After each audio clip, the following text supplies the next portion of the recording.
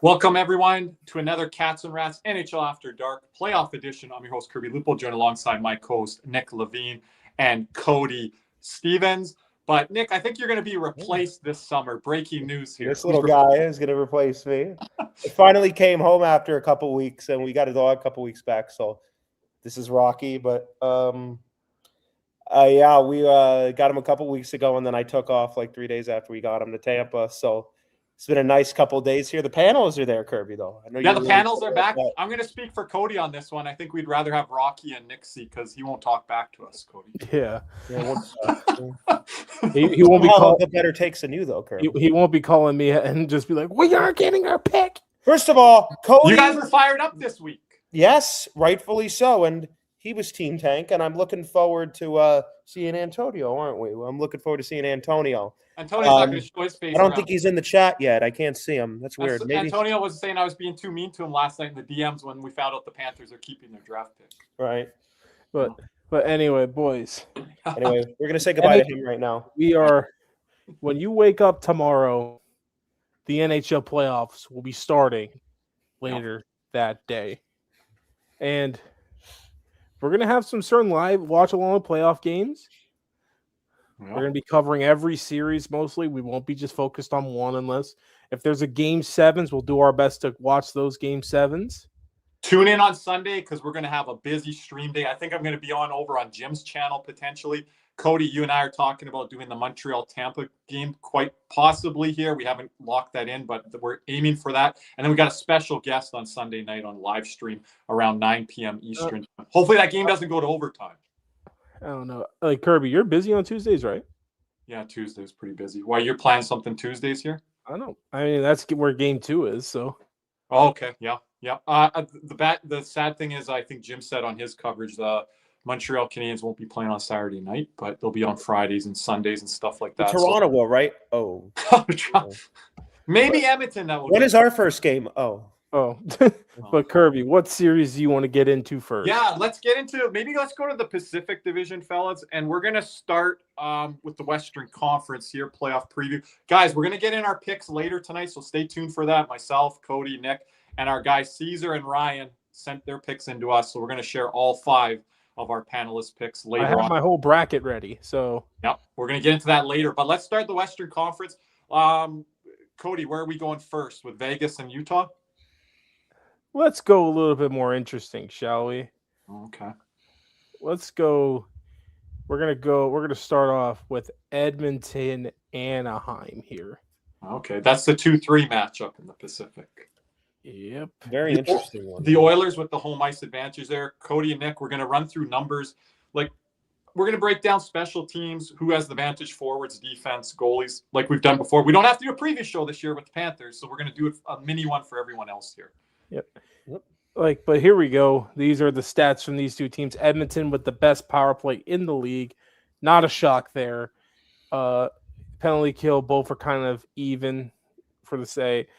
Face-offs, Edmonton by a good 5%, and that's a lot. Shout out Matthew H. $2 donation. We really appreciate it, Matt. Yep. Thank you, Matthew. Already getting in a Stanley Cup final pick. Who's your winner there, Matthew? He said Vegas-Tampa finals, so there's no good guys in that one, Matthew. I can't have that final. I cannot have that final. And then you have the goals for, goals against, right fair. And here, but going into this series right here, I do believe, who won the season series between these two? If I can find it. The season series, it was 2-1 in favor of Edmonton, 7-4, 6-5, 4-2. This is going to be the highest scoring series of the first round, if you ask me. It's going to be because, one, I feel like the goaltending this year for both sides was pretty shaky. like Lucas Dostal with an 888, Jari 882, Ingram 899. This is going to be a very interesting series. Like I have an X factor for every series for each team. X factor for for Edmonton, it's whoever the hell's in net. Like, let's be real here. And I just want to add something of levity. I hope someone hacked Jamie's account. Yeah, my gosh. I'm like, what the hell? I'm like, Jamie, as much as we love you in the community, I don't know on that one. Hope it's fake, but on Anaheim side, I'm going Leo Carlson for that second X factor there. I mean, he's been off injured this year, but he's played like a number one center that Anaheim has needed him to be. And against Connor McDavid, you're going against head-to-head versus the best. And if he's not if he's not anywhere close to even trying to either matching McDavid or a little bit behind him, I think this series could be over very quickly. Oh, really, really quick. And Nick, I want you to jump in with some numbers and stats here. You're going to be our stat guy here. Nick, you often talk about the special teams battle and usually happen to be better on the penalty kill and the power play. And I want to go through that on all the series here because the ones in the Atlantic, when we get to that later, is very compelling when you look at goals for and the special team numbers. Right. Key here is Leon Draisaitl's health. On the Anaheim side, I don't know if there's any injuries there, but Nick, what are your points on this? Well, first of all, to speak on Cody's point about the goaltending since March 26th, Connor Ingram's 5-2-1, 924 save percentage, and 1.94 goals against. He's been stellar. That's 8 starts, which is about on par with pretty much any other starter. I'm looking here. Vejmelka's the only guy ahead of him with 9 games played, right? And then there's a bunch of guys tied at 8. So, Kirby, we've talked a lot about the workload when it comes to the goaltending, and not Connor Hellebuck, we'll talk about that later. Connor Ingram really has been sharp for Edmonton here down the stretch, and a guy that really had a lot of talent and showed a lot of promise in Arizona, then Arizona Coyotes, and put up, I think, a 50 games season there, and had some battles over the last couple of years, and he's really bounced back here, kind of taken over for Tristan Jarry, and then post-Olympic break, he's been fine. He's 10-6-2 with a 9.01 and a 2.55. So the goaltending for Edmonton, as far as Connor Ingram goes, is it better than what Stuart Skinner gave in the last 2 years? I mean, we'll find Probably out, not. right? Maybe right on par. I mean, how are the ups and downs going to be? Is Connor Ingram going to provide a little bit more consistency? Well, we don't know. Do we see Tristan Jarry at all throughout this series or throughout the playoff run, however long it may be? Anaheim is really interesting because if you would have told me they were going to make the playoffs, I would have said Lucas Dostal would have had to be their best player. They really did surprise me this year. I was not a big fan again coming into the playoffs, though. They're 2-6-2 in their last 10, right? They've really struggled. They struggled last night against Nashville, right? They won 5-4. They scored 2 quick ones. I really like, though, some of the moves, obviously, in hindsight they make. I mean, there is a complete difference between the left side of their blue line, the right side. It is all veterans on that right side. It's John Carlson, it's Jacob Trouba, and it's Radko Gudas, Jackson Lacombe, Pavel Mitnikov, and I don't know who Tyson Hines is, to be honest with you. I looked at that earlier today. Yeah. I believe somebody's injured for them. Now, Cody, are these lineups up to date as far as your knowledge going into the playoffs here? I'm assuming so. Right. Let's test it. We'll see. But kind of speaking on them a bit. I mean, a really interesting year. Was a make or break year for Pat Verbeek in terms of his job security, and they're able to make the playoffs here. I think a couple guys, Mikael Granlund, missed a bunch of time, but he's really shown up for them. He was excellent for Dallas last year in the Stanley Cup playoffs. He has 41 points, 58 games. Cody was saying this is a big youth movement in Anaheim, right? They kind of ran out of gas, lost a little bit of steam throughout the final stretch. They were number 1 in the division at one point. Remember, they went on a run to start last year and then kind of ran out of gas around December, January. Is this a trend we see with a lot of young teams? Is, they start off the year hot, then they run out of gas down the stretch and it carries into the playoffs. Kirby, they were number 1 in the division about a month and a half or 2 months ago. Now they're number 3. They don't even have home ice anymore. So it's really interesting. I like what they've done. Is it going to be enough to take on the Edmonton Oilers? Like I said, Lucas Dostal is going to have to be excellent in order for them to have a chance. And I really do like Anaheim's squad, but He hasn't been that great this year. An 88 save percentage. A lot of people talk about Sergei Bobrovsky for Florida. Lucas Dostal hasn't been that great. For me, I think Edmonton has that ability to turn it on, and we've seen it the last couple of years where they haven't really been that great in the regular season, and they find their game come playoff time, and it may start a little slow. I think they're facing an opponent that they can afford to start slow against. The question is Leon Draisaitl in? No. And how? I think he's in. How healthy is he? Is the thing, and how effective is he going to be? Eat some popcorn up there in the press. Jamie, I heavily disagree with you in this series right here. I think Edmonton is such a tough place to play. What happened last year, guys, in the LA Kings series in Edmonton? LA had home ice. Edmonton is a veteran group. And whatever you want to say about the Florida Panthers, you could say it maybe to a little bit of a lesser extent, but to a similar extent for the Edmonton Oilers. They turn it on come playoff time. They play a style of game in the playoffs that has had no better success, the second best success in the NHL the last 2 years when you take a look at how they performed in the playoffs.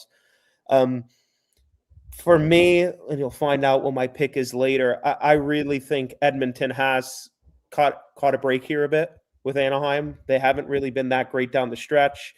And again, they caught a break on their path. I think Edmonton caught a break on their division, but it's just so when you're looking at this series, it's more of we know what Edmonton can do. We've seen it the last 2 seasons. Let's see what Anaheim could do. Listen, this is the first time since I think 2020 Edmonton's not playing LA. So playing a California team.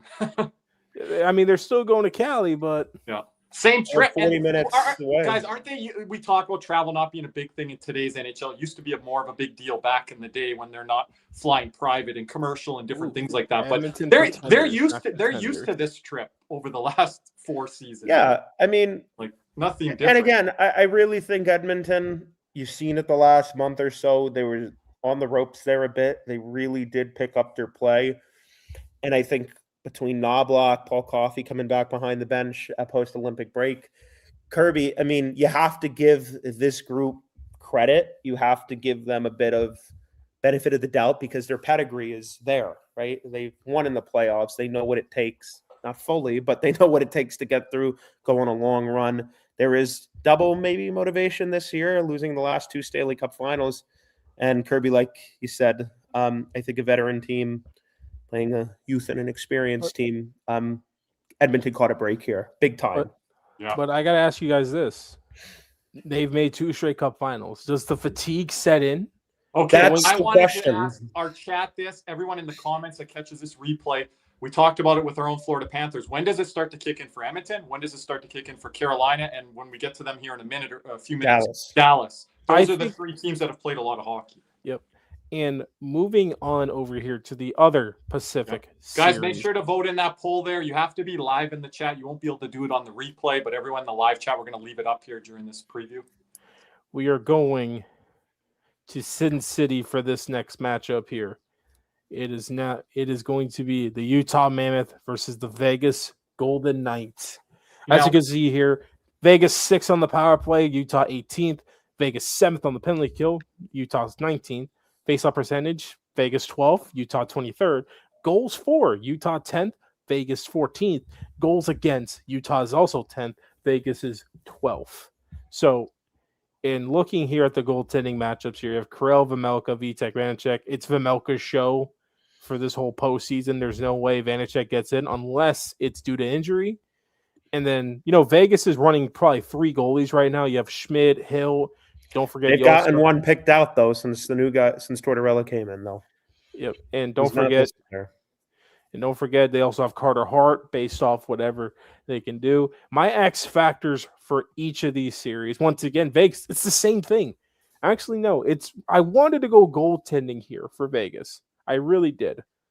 But I think the X factor for Vegas is Shea Theodore. He had a horrible year for Vegas.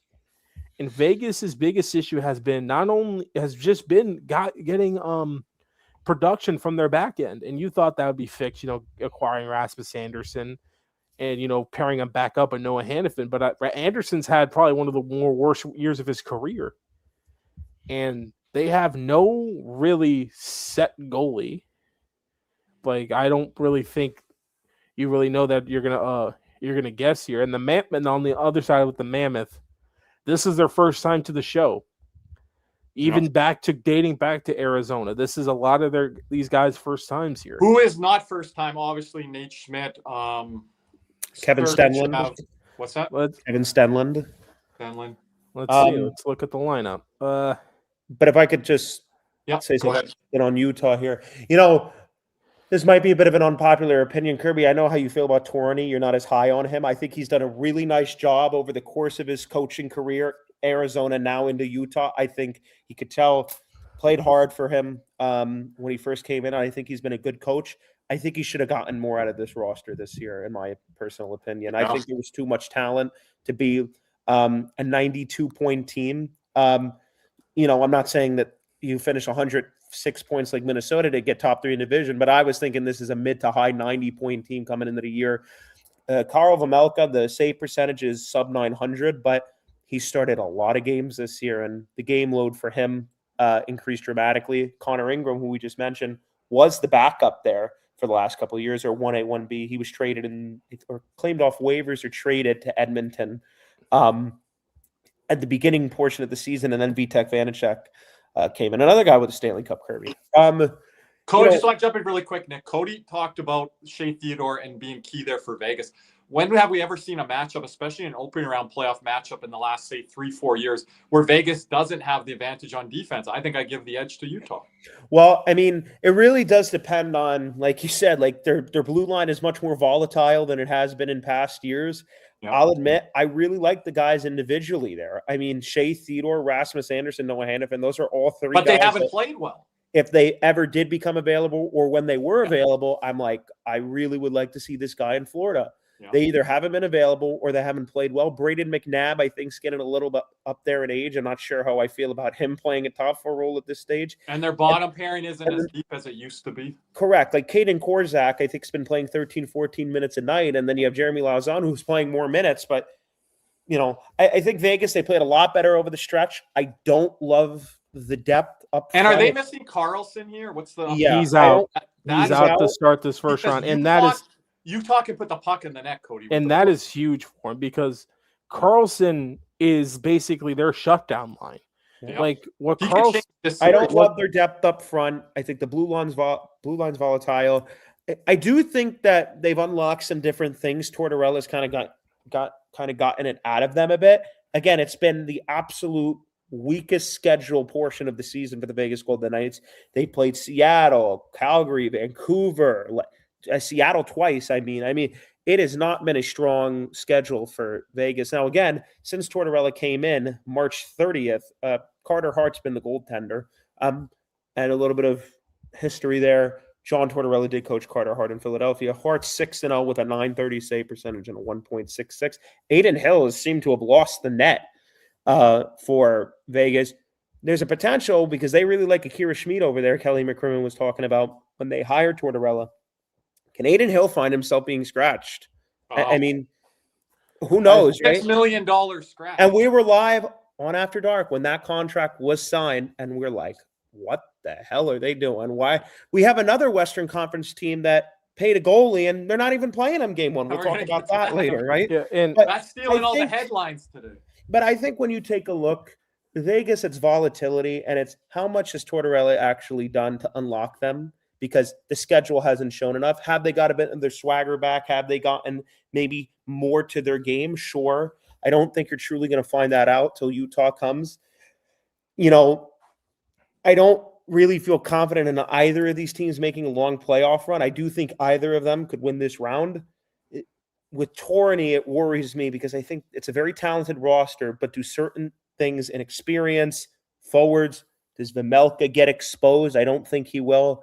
Does Torney get out coached? I think it's very volatile this series. I like this point by Fernando. What's this Utah crowd and atmosphere going to be like? Vegas. Well, that's another point, right? Round 2, right? Because these are 2 different scenarios. One's more happy to be there, although I think Utah should have had a better season than they did. I know they made the playoffs, but I don't think they should have had more with the talent they got.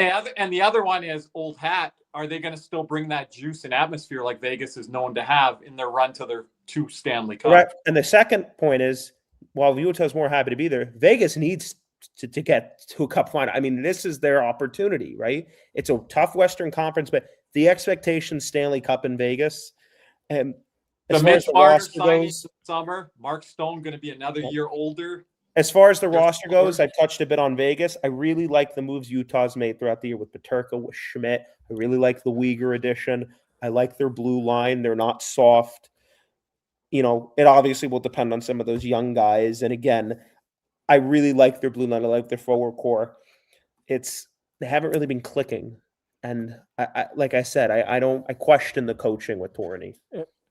And I mean, that's about to wrap up in this that series right there. But moving on, we're going to spend like 2 minutes on this series because it's not going to be close. Oh, even the base stats, like it's not close. Yeah, okay. Power play, Colorado 27th, LA 28th. Penalty kill, LA 30th, Colorado 1st. Face off, Colorado 8th, LA 17th. Goals for, LA 29th, Colorado 1st. Goals against, LA 7th, Colorado 1st. Is there no like a world of chance that LA even has? No. Because if you had a good power play, you could be like, okay, maybe something with that there, but I don't even think the top end talent's there. It's like I'll give you an example. Win it for Kopitar, but when we played Boston, we were younger. We had some top end talent, right? And we'd won the President's Trophy the year before, right? And we had a goaltender that was back and forth and got unlocked in that series. This has just been mid for like half a decade.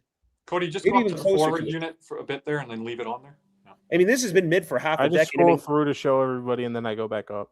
Okay. Andrei Kopitar, the whole story with getting Pierre-Luc Dubois and Philip Deneau is Kopitar got tired. Oh, he got tired of defending Connor McDavid. He ran out of gas. They needed some help down the middle. Now it's Quentin Byfield, who was playing wing up until this season, I believe. I believe he was on wing last year, moved him back to center. Scott Lawton, fine, whatever. That's a good ad for them. Yeah, I think it's just – I mean, that might be the worst bottom six I've ever seen. I mean, who's Jared Wright? Who's Taylor Ward? I mean, no disrespect to them. You're throwing some names at me today. I'm not sure. Taylor Ward, I'm pretty sure is a right fielder for the Angels, but it's a team that's been mid. I don't love. Oh, that's where Matthew talent. Joseph is. What? That's where Matthew Joseph is. Where did he move out of? From? And I don't like the blue line either. It's Brian Dumoulin and Cody Ceci. I just think it's mid all around.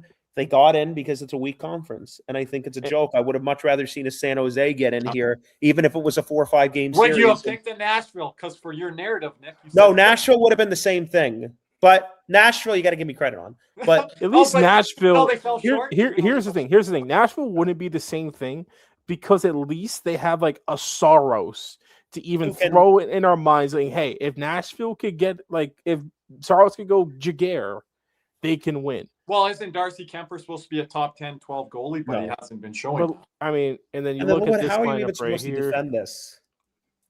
I mean, Nick Wall on the third line. I mean, you can move Nick Wall down. When you take a look at the roster, and I always said this. First of all, I liked them a lot better, the eye test wise, when they won the cup against Tampa.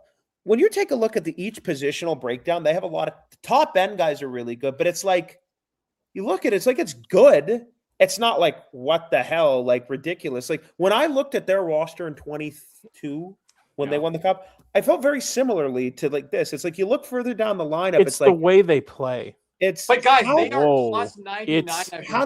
It's the big $20 dono from our boy Lawrence Hakeem. Our guy Larry right here just had dinner with him. Shout out Larry. Thank you, Larry. But we're gonna talk about that later. I gotta hear some of Larry's takes after Nick. But here's plus the thing. 99, you guys. Colorado, like they're blowing everyone out of the water, and what the Central Division is doing, like running away with it. Like I'm gonna do like X factors here. The X factor for the LA Kings. I'm going Adrian Kempe. This is the dude that has shown up in the postseason every year for LA. Has had a moment, was on a tear last year, and I'm really high on Kempe because I feel like he's always been a pretty big game player. You know, you still have Kopitar, like last ride or whatever, And Yeah, then but for that Allen injury hurts. What's Dowdy's situation right now? And then Colorado, it's the team bus driver. Do they get to the game on time? Are they safe and sound? Or are they starting off the game well, or are they just kind of? I also think their blue line's much worse now than it was a couple years ago. With Colorado. Why do you believe that? Well, because you had Bowen Byram and Sam Girard. Josh Manson was a couple years younger. I don't know how you feel about Burns. I think you guys are sleeping on this name, Sam Malinsky. Sam Malinsky's a really good player and has been for a while. So is he going to elevate his game here? There's always the question: do smaller puck moving guys like that, do they have a chance? I mean, if anybody's had it, it's Colorado with Cale Makar, lesser extent Sam Girard, Bowen Byram. But I looked at their roster in 22 and I'm like, it's good. But it's like, I look at some of like the bottom 6 guys. I'm like, really? How does that work? And it did. Like Andrew Cogliano. I don't know how the hell he was still playing like that at that age when they won the cup, but he did. So, I'm not as high on him this year. I do worry a bit about that blue line and the goaltending again. There's some questions of, how there are questions. I mean, it's like, this Can reservation. I just jump in here? Your boy's question, your X factor for Kopitar, I think maybe for a game, not a series. He wanted to ask us, and I missed this on the earlier series, your boy. We can come back to it with our picks later. One reason Colorado would win the Stanley Cup, we're not making our pick right now. One reason why they wouldn't. Are you guys going with the one reason why they wouldn't? Goaltending? The blue line doesn't matter. For me, the hesitation can be blue line, but it's like they have guys like Kulak and Malinsky and Manson and Burns. They're not slouches by any stretch of the mean. I know my answer. When you have Makar and Taze playing half an hour a night. What's my answer? Doesn't goaltending. Outside of goaltending. I know this sounds crazy to say. I think it may be bottom 6 scoring. That's what I'm going to say. Does the forward depth dry up? Because Kadri, Meeksey's question, your boy's question is to win the cup or why the reason they wouldn't win the cup. I think bottom 6 scoring could be a legitimate reason because Nazem Kadri, I know is their 3C or whatever, and you have Ross Colton, but after that, you're kind of grasping at straws for scoring. Yeah, you have shutdown, but you're not getting much there.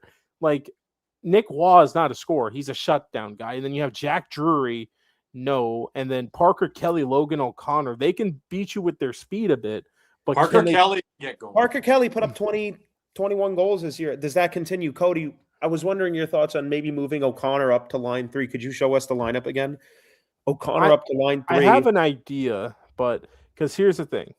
And how good is Landeskog at this point in his career? Is he top 6? I don't know. I think they can move guys around at center. Like there is a world where you kick Colton the center and you throw Lehkonen down here and you put Kadri with McKinnon. There is a world of that. Shout out, RC with the $8.06. Appreciate RC. I love having RC here during our live streams. Again, just a shout out, plug.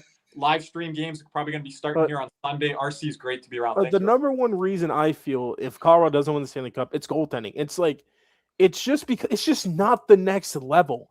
Like there are other guys that are better.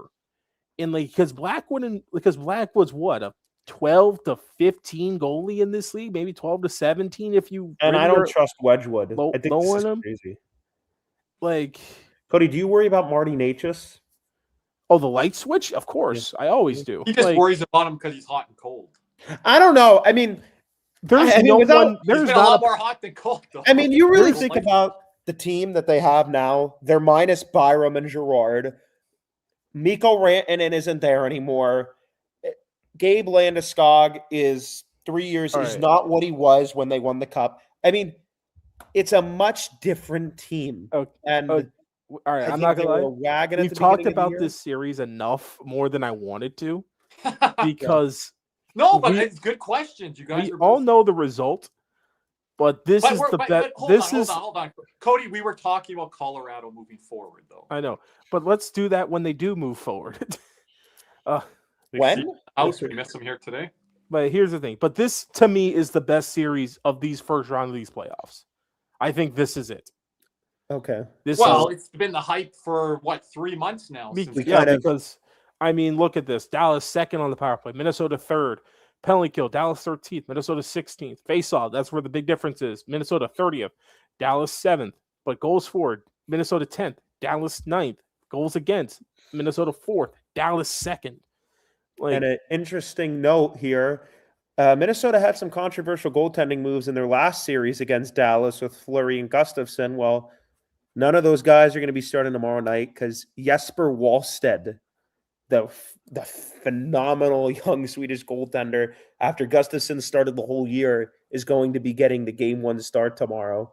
Do they play tomorrow or do they play Sunday? they play Sunday, I think. I thought they play tomorrow at 5. Let me take a look. Do they? I don't even know. Yeah, it might be tomorrow. I just want to jump you guys quickly here. I don't know if any one of those penalty kills is elite enough to get the job done and win the Stanley Cup at the end of the day. 13th and 16th, I think. Here's the thing: is the 13th, Kirby, because power plays are so good, or maybe penalties. It's just penalty kills. It's just I don't think it's over a postseason. I think it's series to series. Like it's just like I don't. Yeah, I think it depends. What was minute? No, Dallas was 13th, but they had like over 80%. Usually, that used to be top 10. Dallas is 80% at 80.3 at 13th. Minnesota's 79.8, so rounded up to 80. So, but like looking at this right here, this is the back end. Oh, look who's playing a playoff game, Cody. Oh yeah, look. I mean, I thought he was the worst thing to happen to our franchise for some reason, but he's not going to be playing over this guy right here. So, by the way, the Panthers are paying Jeff Petrie a bonus or an extra overage fee or whatever it's called. It's like what 150,000 something, but it'll read on cap. Why is this the first unit? Why is this the first unit and this is the second unit? I can't be right, but thank you, Nando, getting his vote in. Everyone, get your votes in. Hit the numbers there: 1 for Colorado, 2 for Dallas, 3 for Minnesota, or 4 for Edmonton. We can only add in 4 poll results, so I did as best I could on the polls here today. Yeah, but. Looking at I don't love. Yikes!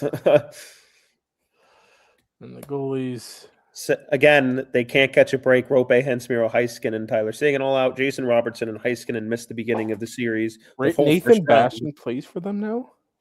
Yep. I mean, the thing with Dallas here is like again, Kirby, you mentioned the fatigue. It's like Glenn Gulletson. This is going to be really interesting. It's supposed to be a different look. Dallas, how does stylistically they play? This is kind of the quietest, I think. You know, you've heard about Dallas when it comes to cup contenders. They didn't do anything world beating at the deadline. They got Tyler Myers, Michael Bunting.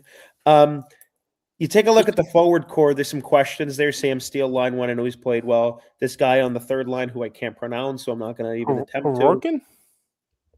Yeah. Like, sure. He's been pretty good for him. You know, I remember their lineup being a lot deeper. Obviously, Rope, Hens not being there. It's these two guys. Bang and then Bang. Yeah, Sagan and Hintz. And how long is Hintz out for? They say for at least the first 2 games. So, so maybe this is how Minnesota wins the series because fully healthy, I don't think it's close. I don't love Minnesota's center depth. One reason why they won't win the Stanley Cup, Minnesota, is because of the center depth. I think they should have gotten Mitch Trocheck. Kirby, you know the reason why they will? Because of my dream. NHL 26 was not close. No, we're going to get to that after before our picks. I wanted you to share. But I think these injuries for Dallas, they've really shown a resiliency there. They did it last year against Colorado, who I think was a much tougher opponent. I think Pete DeBoer did an excellent job in that series, adapting to Colorado's speed, particularly throughout the neutral zone. Thomas Harley was all-world last year prior to Miro Heiskanen coming back. He's going to need to do that again. Struggled a bit out of the gate this year. It's really close, and I'm not as high on Dallas's roster with these injuries. It really does concern me. And then Nils Lundqvist, remember, Kirby, a couple years ago, Pete DeBoer was playing him 4 or 5 minutes a game, and that's it. And look at him. He's now going to be probably playing a top 4 role. So I think there's a lot of questions on the depth for Dallas, and it could open up a possibility for Minnesota. And it's also these 2 coaches, John Hines, Glenn Gulletson. I'm not really high on either one of them, to be completely honest with you. So who has the coaching edge? And Jesper Wallstedt. I mean, again, do we see Philip Gustafsson? My personal opinion, I don't think we do, unfortunately. But there's another goalie. I told you the worst case scenario was if Jesper Wallstedt gets games in these playoffs for his trade value to be more important to Minnesota than to use him and ship him off. I just want to add to Adonis. Happy birthday, Adonis. Happy birthday, Aiden. In the chat there. Kirby, what I say for the goaltending thing with Wallstedt, just read this message. Just read the message. There's no need to worry about Wallstedt anymore. Well, you guys, we were going to get into it later. We We'll get into it we later. spell his name right, but anyway, now we move on to the Eastern Conference, and we're going to start with, I don't know. Let's see which one. Go with this one because this one's the least interesting one. Steve is asking how you vote on the poll. Again, how you guys vote on the poll is 1 next to Colorado. You just type number 1 in the chat. 2 for Dallas, 3 for Minnesota, 4. We'll leave it up for another minute here if you guys get those final votes in here. But anyway, the next matchup we're going to be going over, starting in the Eastern Conference, the Ottawa Senators versus the Carolina Hurricanes. And this is a little bit more evenly matched than I thought, except for penalty kill, which is Ottawa's 29th, Carolina's 11th. But power play, Carolina 4th, Ottawa 8th. Face-off percentage, Ottawa is 2nd, Carolina is 16th. Goals for, Ottawa's 8th, Carolina is 2nd. Goals against, Ottawa's 13th, Carolina is 5th. And I didn't even get to say my X factors for the last series, but X factors, Minnesota, I think it's Joel Eriksson-Ek. And then for Dallas, I believe it's going to be Jamie Benn. I just want to add, talking to our boy Jersey Jim Behringer off the air, I'm not going to share what votes he has, but I will say he's been pretty high on Shane Pinto, my guy, for Selke Award. And if they're second in faceoff, that gives them a chance in this series. If you guys look at the numbers here, look at the Eastern Conference power play percentage numbers. That's where it's all heavily skewed to the East versus the West. Now, how much will these power plays operate in these series? But this is one here, when you look at those power play numbers, how important that could be for a team like Ottawa. Yeah, I mean, I look at this series, and it's really interesting. I've been high on Ottawa all year. I think they've dealt with a ton of adversity, and they faced it well. You take a look at that forward core, Cody, you mind going back up to it? It's a deep forward core. I mean, I'm looking at this lineup. I would maybe swap, you could have some options there, maybe swap Cousins and Zetterlund. But I take a look. Damn, you give Pinto those wingers? You give Eller, Fogle, and Zetterlund? Like, I'm just saying, Kirby, is like, you take a look at this 4 lines. Like, they can roll 4 lines deep. They got some talent up front. I mean, stylistically, I love the way they're coached. I love the top 9. I really love all 4 of their lines. Top 4 is really solid. They balance each other out. Nick Jensen, Tyler Kleven, obviously injured. One question is, it's been all year. He's had an awful season. Has had an awful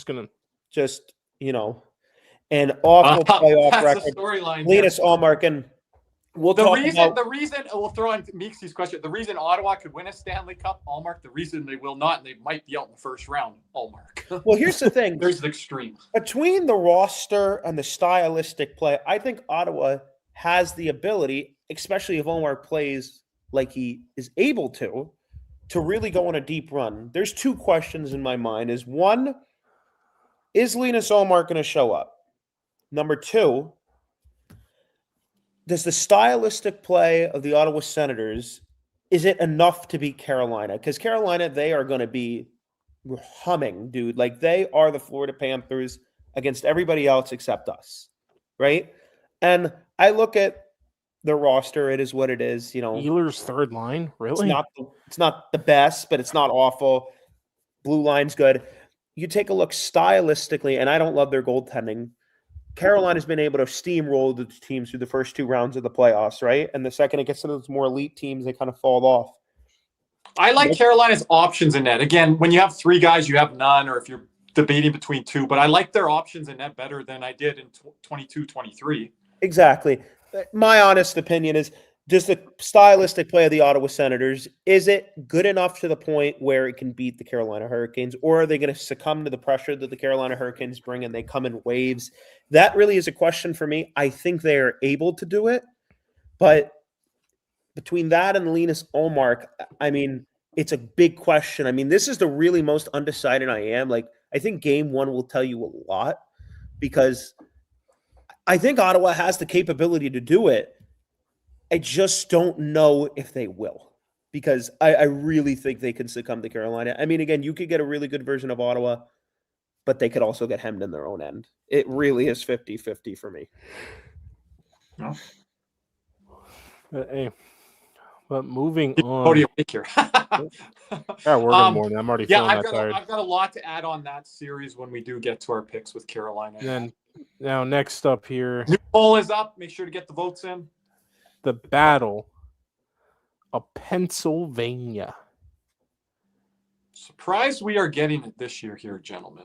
Yeah. The Flyers versus the Penguins. The Flyers somehow making the playoffs with the last penalty kill in the league. Power play. Pittsburgh has the 7th. Penalty kill 22nd to Pittsburgh 6th. Face-off percentage 18th to 24th in favor of Philly. Goals for Pittsburgh is at 3rd. Flyers at 21st.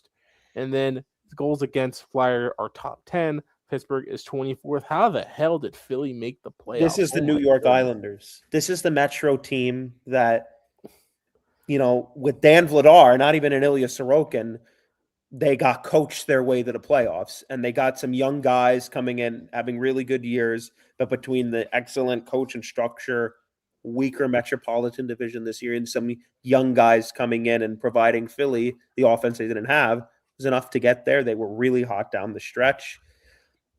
It's interesting. How does Dan Vladar look? I take a look at some of these teams, like both Pittsburgh and Philadelphia. I put in the same tier of, okay, they have a really good year, and I usually think it ends there, right? But one of these teams has to win, right? One does, yes. And I've been very complimentary. Can Philadelphia control the 5v5 play? We see the power play numbers there. Colorado doesn't have a great power play. Look what Colorado's doing. Right. So can Philadelphia, at least for one round, can they control for Philadelphia, it's the structure and their compete. If they're able to keep that up, which I think they can, then they're going to have a chance. Could they fall off? The thing with Pittsburgh is, do these guys like Mantha and Chinikov, do they continue this, right? I think the depth guys, Mantha, Chinikov, but with Philadelphia, I'm looking at the Zegras, Tippett. These guys, Denver Barkey. Some of their first experiences here in the playoffs. Tippett got some with Florida, but these young guys, like, it's going to be interesting. Noah Cates, big Kirby guy there. Yes, that's a big. I think there's two ways this could go. Philadelphia really could surprise some people, and Rick Tocchet has them ready to go, and they are really a high compete playoff style team. Talk about a team that's highlighted by their coach, right? And I think this type of opponent with how they play might be the right storm for them to win around. And you can give Dan Muse maybe the coach of the year, Nick, but this is his first taste of the playoffs too. We don't know what to expect from him. The other point with that is I think Pittsburgh is the better roster, a little less so in net, I think very highly of Dan Muse, Crosby, Malkin, Letang. They're finally back in the playoffs. I think that could be enough to carry it. Like, I think you make up with a rookie coach with Sidney Crosby, Evgeny Malkin, and Chris Letang. I think that makes up for a lot of it. That's the two ways I see it going. I mean, it could be really close, but I mean, if one team starts to pull away, I think it's going to be Pittsburgh. Because I like your boys' comment here. This is where, the wingers for Pittsburgh have been dynamic and have been solid all year. But if they get going here, Philadelphia, Mitch Koff, big enigma type player. But if Tocchet can channel that for even a short time, and he gets going, and now I think if it's a short series. I think if it's a short series, it favors Pittsburgh. If it's a longer series, that's going to favor Philadelphia. They need to grind them down a bit because they don't have. This is not going to be a short series. So then it's favoring Philadelphia as well. I think there's a lot of hatred between these two teams, and there's a lot of guys that are very chippy on both sides. Travis Konechny could you imagine if they still had what's his name? Delorier? Could you imagine in round 2? I mean, this is really just a competition to see if Carolina wins, who gets pumped by Carolina in round 2. I mean, this is really just that, right? I mean, both teams are happy. It's accomplishment to be there. There's not much Stanley Cup aspiration, right? Look at that comment by Adonis there. You're and his guy. Nick Seeler's the reason they'll win this series, though. He might score the game-winning goal. Adonis is sharing that series-winning goal. I will say this: a Cody guy is Mr. Travis Konechny. I think he's woefully underrated in this league. You talk about him a lot in the bumper area and different areas. I think he's woefully underrated. Woefully. Can he I'm get into surprised. Malkin's kitchen? He can get in anyone's kitchen. Konechny is a chirper. Yep. He is a chirper. He does not shut up. And that's a guy I feel like could get Philly going this series. Another guy, another young. We're going to cover this series if it starts to get cooking in games 5, 6, 7. Another young guy, like Pittsburgh. Yeah, Benjamin Kindle, who's had a really good year for him. On Philly's side, just signed his ELC, Porter Martone. Like, there's some young. Does he have 10 points in 7 games right now? It's something like that. Like, I don't buy teams coming in hot because we've seen that when Florida's played a hot team like Tampa. But I buy players coming in hot. And Porter Martone, that could be a big factor for Philadelphia. See, the weird thing is, I don't know really how you view teams that, especially if this is their first year, like certain teams go on a run and it carries in. But I think, well, like for example, a lot of teams, especially the Buffaloes, the Flyers, some of these other teams, right? It's like they'll look at St. Louis. It's like, well, St. Louis was a playoff team for years before they went on that run to win the Stanley Cup final, right? It's like, Kirby, it's not like St. Louis was bottom of the barrel, then they figured it out, right? They were a good team. They didn't meet expectations, Kirby, and then they went on the Cup final run. So I'm really interested to see how career years, hot teams who are kind of new to this stage, how they perform in the playoffs. Because I'm going to be honest with you, I've seen a lot of times in sports where we have a team who's had a really good year, players who have been really good, and it's their first time around, and then the playoffs come and they're just not as effective. And the teams that have been there year in and year out continue to come out on top. I'm not saying that it can't happen, but if you want to Beefcat's comment here, stay tuned later, Beefcat, on Dark Horse Picks when we get to our because when you say this, and this next series is a perfect example of kind of what I'm talking about, with a new team into the mix with a bunch of players on career years coming in on a really hot streak, coming out of nowhere, really. I'm not going to lie. I have no idea what's going to happen in this series. How crazy is this guy's looking? And leave this on the screen for a bit, Cody. We want to break these down a bit. I know what you're going to say. How crazy is this that Boston coming into this year, you'd be like, are they going to have a better power play or penalty kill? We'd be like, well, penalty kill, of course. Look at the numbers on the penalty kill versus the power play. I didn't think they were going to be able to be a top 10 power play. That's supposed to be a Montreal. I think Montreal, which we're going to get to in a bit. Jeremy Swayman, make an argument Jeremy Swayman should be the Vezina winner too. You would think their penalty kill would be better with just having Jeremy Swayman. With the intangibles of the roster coming into the year, you would think that if they're going to make it, it's going to be kind of like how the Flyers did it. You would think the reverse with Buffalo. Wouldn't they have the top 5 power play if they were going to win their division or be rated? Yeah, I mean, And Buffalo last in the face-off dot. Like as you can see here, the power play goes edge to Boston. They are 9th, while Buffalo's 21st. Penalty kill edge goes to Buffalo. Buffalo is 4th, while Pittsburgh is 24th. Face-off percentage, Boston blows Buffalo out of the water. Buffalo being 32nd and Boston being 4th. Right. Goals for Buffalo 5th to 10th. Goals against Buffalo 10th to 14th. Good point by Beefcat there. I did not have these teams. I think I had them second last and last in this division. We'll put our picks at the bottom. And this kind of speaks to the point. Boston kind of in that Calgary phase, 1 year in, 1 year out. You think they're done. Kind of they become the Calgary bit of the East the last couple of years here, Curb. You think they're done, and then they come back storming into the playoffs. You think they can win the division this year in 1 year, and then they're last. The bottom there, just to jump in, our guy Zach Phillips, Boston, Buffalo, last. Yeah, I mean, that's Boston, really interesting. Buffalo, last. I think top-end talent carried them much. Maybe they're a little bit better than we gave them credit for. Buffalo, Boston. To create a year in and year out playoff contender and thus cup contender, I question it. For sure, but they're here, and I think that the intangibles, the top-end talent, the kind of momentum. So I did not want to put Boston or Buffalo last. Well, I did not.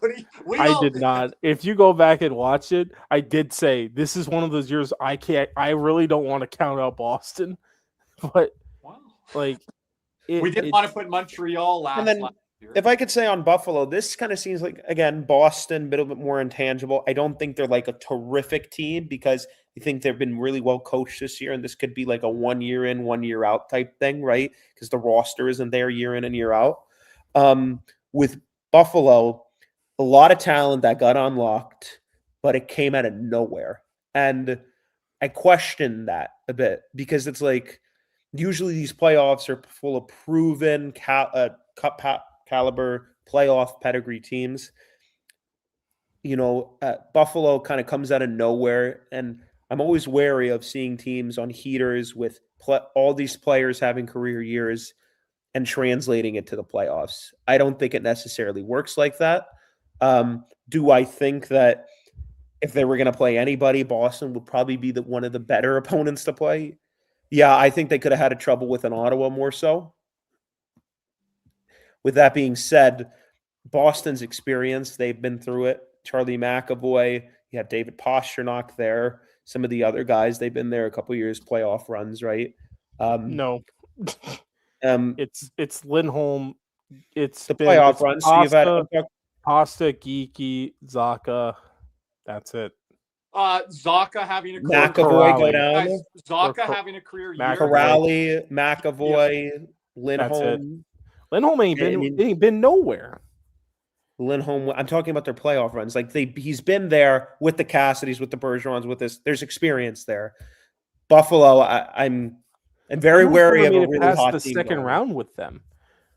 The playoffs, Cody, I'm talking about playoff experience. Okay. And Boston Lindholm doesn't have a lot.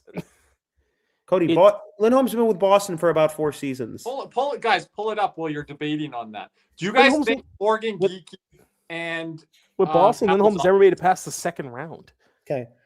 Pull it up, guys. Do you think Pavel Zacha and Morgan Geeky's seasons continue into the playoffs? That's my question. Morgan Geeky, yes, because he's done it back-to-back years. But into the playoffs. I don't care what he does next year. I think this playoffs. I don't know if he's done it back-to-back years. I thought it was 2 years ago. I think this playoffs, Kirby, is a bunch of guys who have been on career years. I mean, there's a bunch of teams that are just new to the fold. They have a bunch of guys with career years. Is this coming out? This is Geeky right here. 33, ups it to 39, goes 24 to 29, and he's 68. 8 points. Like, he's done it back-to-back years. It's a guy I wanted in Florida. And the shooting percentage has stayed the same. What was it in Seattle? 7 and 11. And then what was it in? We can't see it with the poll. 13 in his first year with Boston. It was 13%, 22% last year, and this year 21%. Oh, that's 21% shooting percentage. Yes, but he's done it back-to-back years. I don't know. Like 1 year. Okay, you're kind of pushing it. But this year was the highlight year, Cody. He started getting Team Canada hype and all this other stuff. He wasn't being talked about last year. Yeah, because he did it for the second year in a row. I think people woke up from the first month or two he came in. The first month, was he leading goals or something like that? Or he was close. He was up there. Yeah. But it's going to be interesting with that series. In the last series, we kind of... Okay. Yeah, and I just want to add, am I being disrespectful to the chat there, Diehard? I put your comment up on the screen by not adding Buffalo there. I don't know where that separator is there. Does Buffalo deserve to have their own slot there? You're going to find out. But we'll find out. Kirby, are you wary of these teams who are just new to the mix and all these career years also? Yeah, in the East. Yeah, mm-hmm. You're seeing. Less so in the West. I think those are the more proven teams. Yes. Montreal, Tampa Bay. But this is the best series in the Eastern Conference right here. We're going to be covering this one early on, everyone, here on the Cats and Rats channel. The Montreal Canadiens versus Tampa Bay Lightning. The Montreal leads in the power play 10th to 17th. Penalty kill goes to Tampa 3rd to 18th. Face-off percentage, Montreal 11th to 28th. Goals for, Tampa 4th to Montreal 7th. Goals against, Montreal 16th to Tampa's 3rd. Boy, this really is a lose-lose. I'll tell you that. I said Montreal top 8 power play this year, have kind of a middle-of-the-road penalty kill. Now, the penalty kill wasn't as good, but I think they got by with it. These teams can fill the net. Like, look at how much goals that these guys are putting in. And Montreal's starting to play lockdown with the great goaltending, and we know Vasi. We know that whole story there. So, I don't know. It's a very interesting series. I think these teams can play multiple different ways. I wish these teams weren't playing in the first round. Oh, I would rather one of them's gone. I mean, that's great news. Montreal and Boston and Buffalo against Tampa, and they can start fighting and brawling. Well, you know what this means? Tampa Bay fans, they're going to find out really, really quickly we're not that bad. They're going to find out really quick. We're not Panther that fans annoying. We're not that annoying. Panther fans are not that bad. They're going to find out really quick in this series if they haven't already. So, kind of taking a look here at the goaltending, Jakub Dobish will be in net. Sam Montembeault delegated to Fowler could be the starter, just like Wallstat.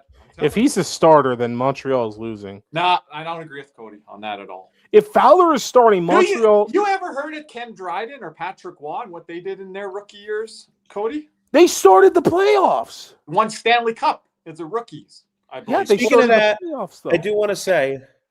There's that Montreal little pixie dust. Speaking of Montreal, this is applicable because I saw this stat. I think in 1969 and 1970, the Montreal Canadiens won back-to-back Stanley Cups, right? In 1971, they missed the playoffs. Back-to-back Stanley Cup champions missed the playoffs. Does anybody know what happened in 1972? 72. Was that around Flyers time, or am I off on that? That's like the year before. Montreal Canadiens won the Stanley Cup after missing the playoffs and going Die Hard with the 10. Oh my goodness. Thank you, Die Hard. Appreciate it, Die Hard. Die Hard, thank you for gifting members in the community. That means a lot and helping grow the community. Die Hard, and he says he'll take Tampa in 6 games, but he has them out in the second round of Buffalo. Wow, Die Hard. Buffalo going on a run here. But this is. Let's get to Die Hard's question here because he don't appreciate Die Hard. Now, do Montreal and Tampa beat themselves up so much in this series? It's more physical than we think, and that is an advantage to the Buffalo-Boston winner. I don't think this is only a physical series if Tampa's getting their ass kicked. I don't see Montreal. Back Bolduc, Gallagher. Does he play any type of factor this late in his career that starts to bother them? Wi-Fi. Let's see what Bolduc, because Bolduc last year cost St. Louis a game or two by taking some dumb penalties with his, emotion and stuff. In that Winnipeg series. Yes. Yeah. And then Adonis with the 3 months. Thank you, Adonis. What a night. Oh my goodness. Dog, we have the best community. I don't give a damn. You guys are doing great, man. I appreciate you guys being here. It's been a great night. You guys are making this a hell of a night, and we miss our boy Jersey Jim here tonight, Caesar and Ryan not be able to do it. But now that we kind of talked about each series, let's go to our ad break real quick because I want to get to picks. I'm sick and tired of. You want to get to picks? I'm loving breaking this down. I know, but we could break it down with our picks. So, But anyway, before we continue on any further, let's hear a word from our sponsor, Caneswear. Panthers fever is here. Are you geared up? Caneswear in Davie is the place for all your Florida Panthers needs. They have the latest gear for our favorite NHL team. Jerseys, polos, t-shirts, hoodies, hats, and more. Caneswear has you covered. Stop by their store in Davie or at pantherswear.com. Again, that's pantherswear, WEAR.com for all your Panthers gear. Another word from other sponsor, Jeremy Beckham at Becksells FLA. Champions don't settle, and neither should you. Let me introduce Jeremy Beckham at Becksells FLA, bringing a competitive edge to South Florida luxury real estate. If you want a home that performs in all 3 zones, location, lifestyle, and long-term value, Jeremy is your power play. The clock is ticking. Let's go for the Verhoff. Or reach out now at BeckSellsFLA.com. And ladies and gentlemen, go ahead. That's Nick. Go ahead. Well, we're going to be giving away this Anton Lundell signed championship puck. Gold and silver members are automatically entered. We are going to draw this prize at the end of the week. Yeah, Sunday. Sunday. Announce it on Sunday, Nick. And we will announce it on Sunday. If you want to be able to have a chance to win this puck, go to our YouTube homepage, the membership tab, become a gold or silver member, and make sure you thumbs up 5 Cats and Rats videos.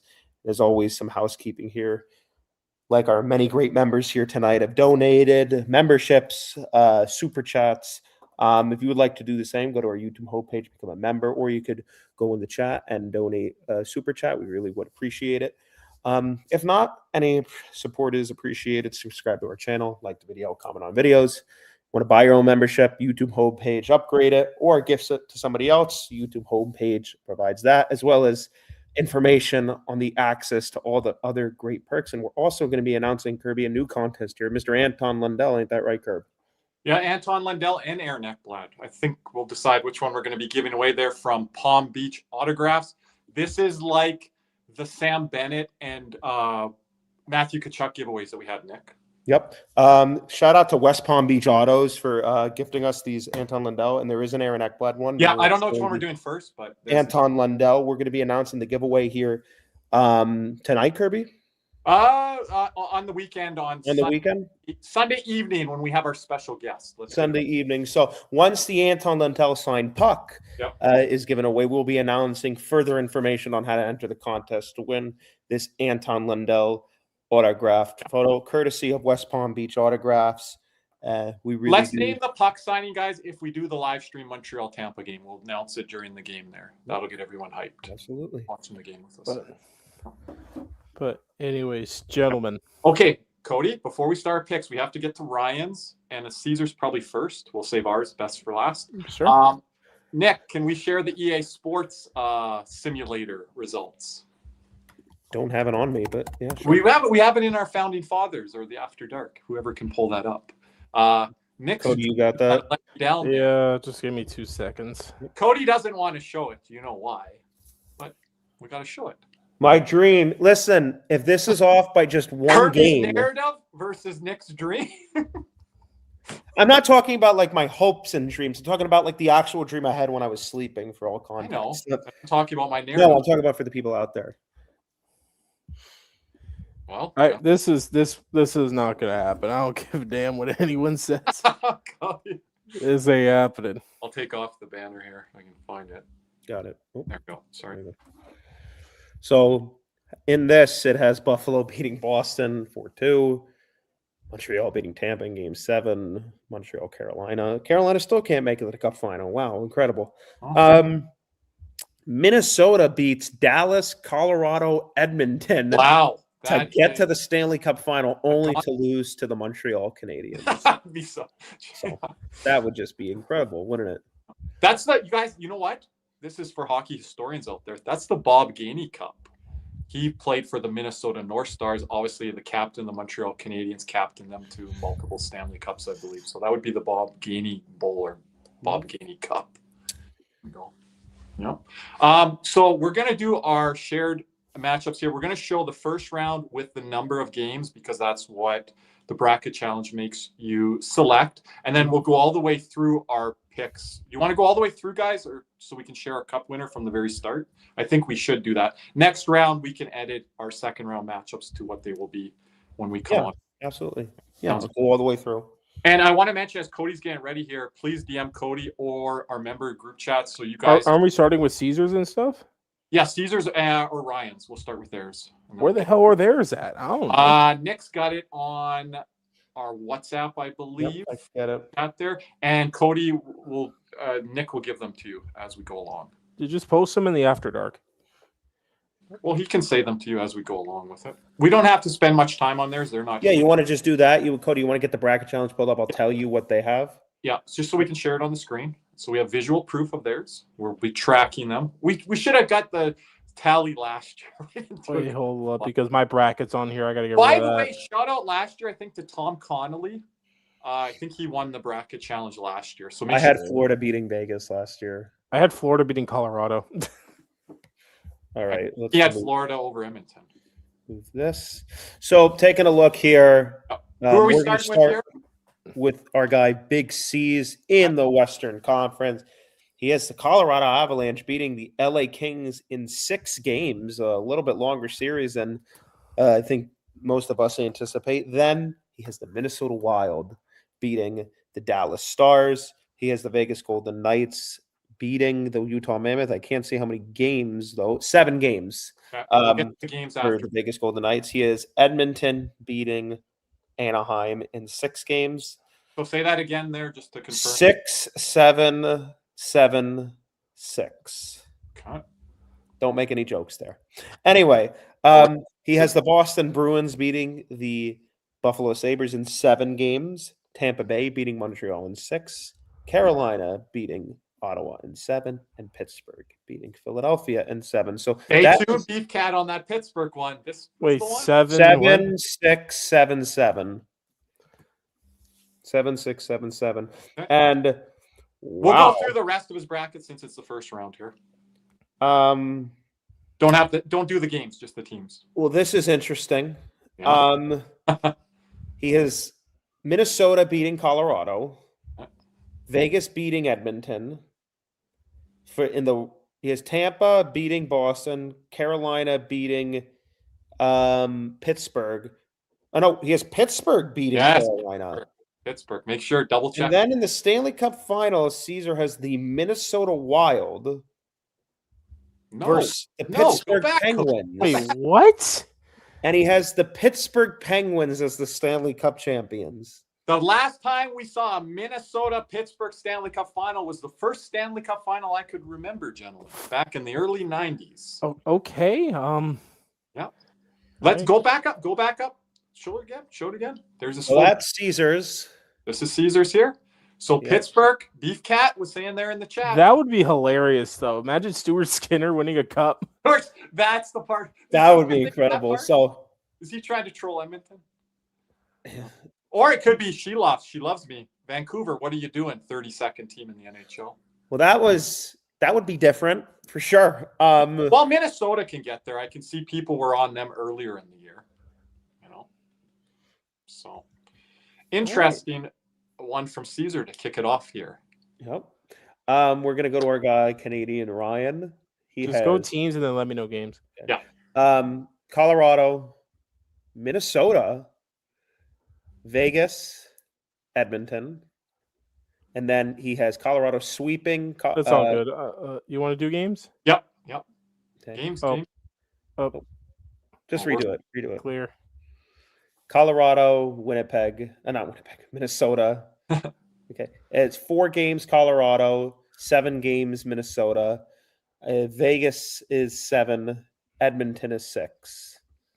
Okay. In the East, hold on. He has Buffalo beating Boston, and I don't know how many games because he cut off the photo. You have to zoom in. You can kind of see it, but I can't. Just tell me the teams.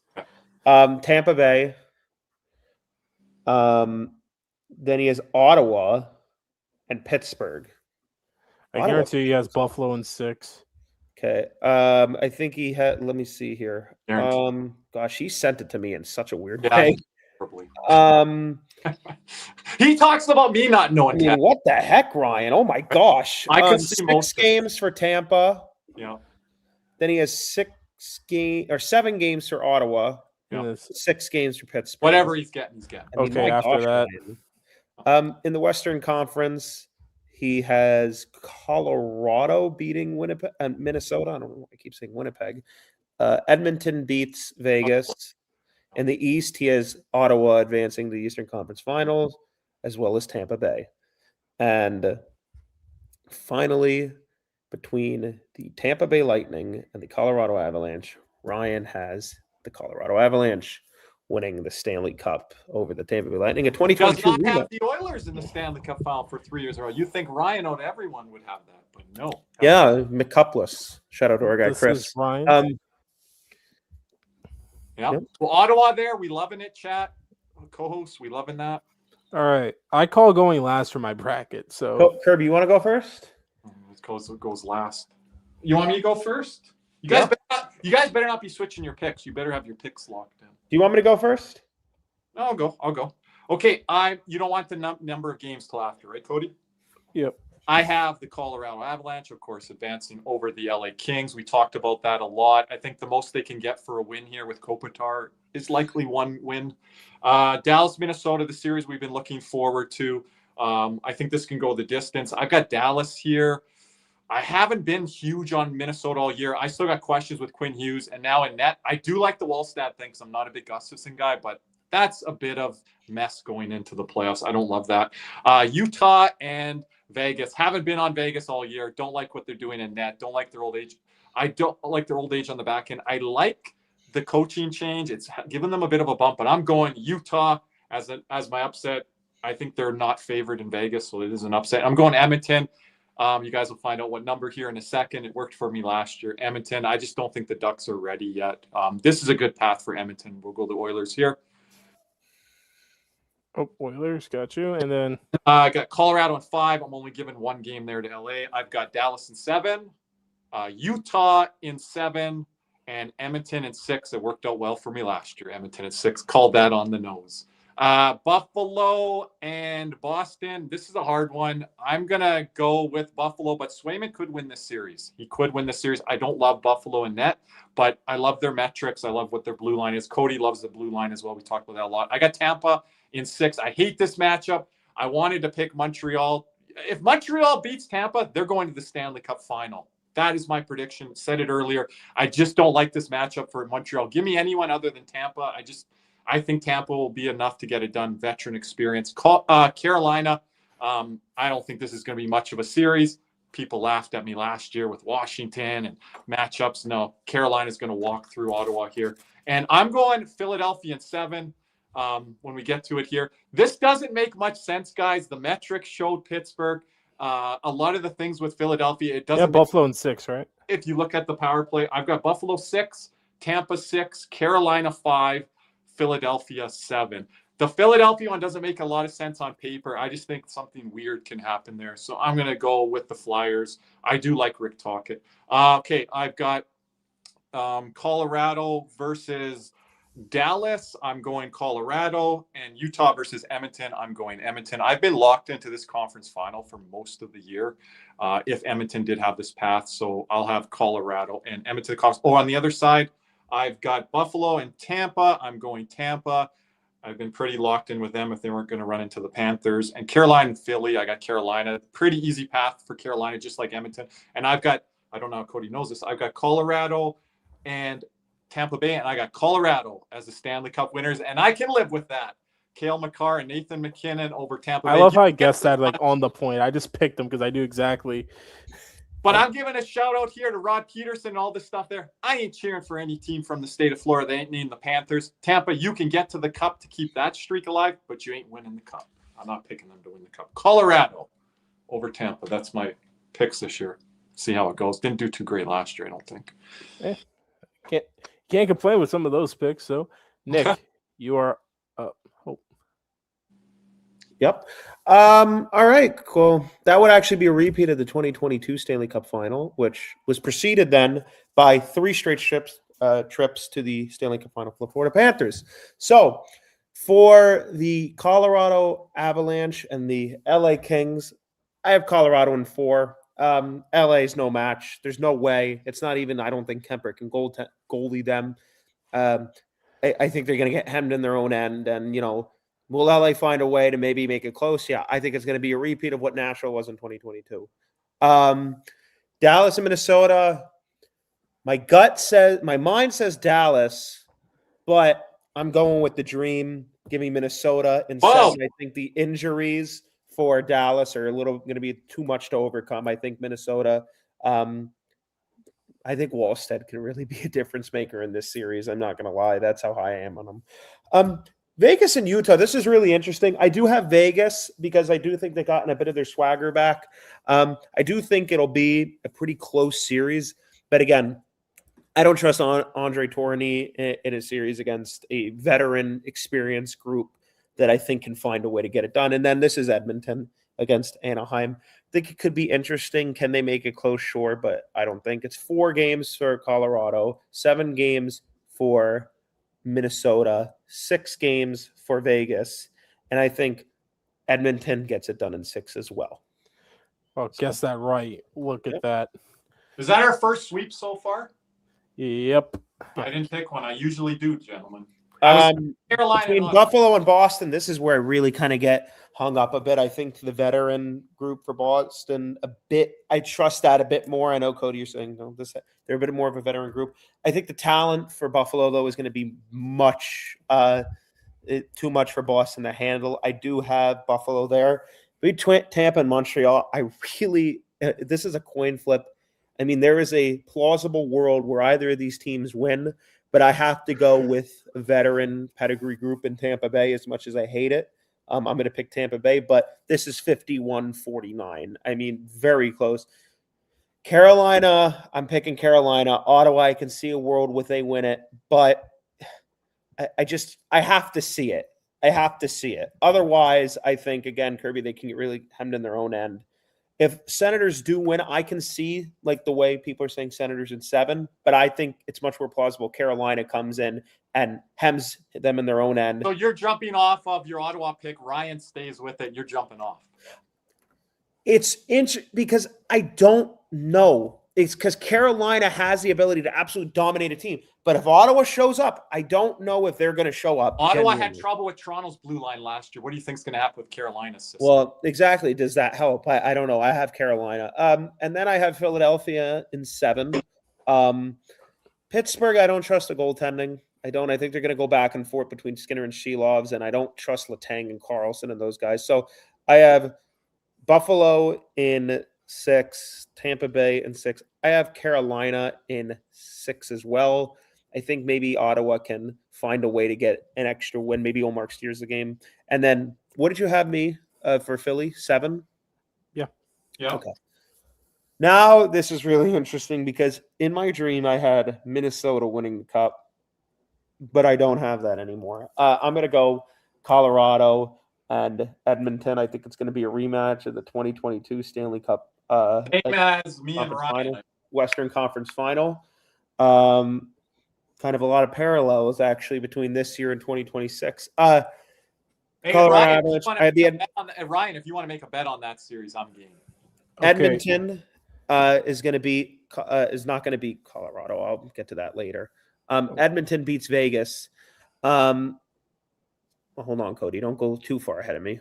You just said. Okay, don't. Okay. Buffalo versus Tampa Bay. Tampa Bay, I think, beats Buffalo. I think the pedigree group, they're going to get hot here. And then Carolina. And I actually have Carolina beating Tampa Bay. I really think that this is kind of the year Carolina needs to get something done.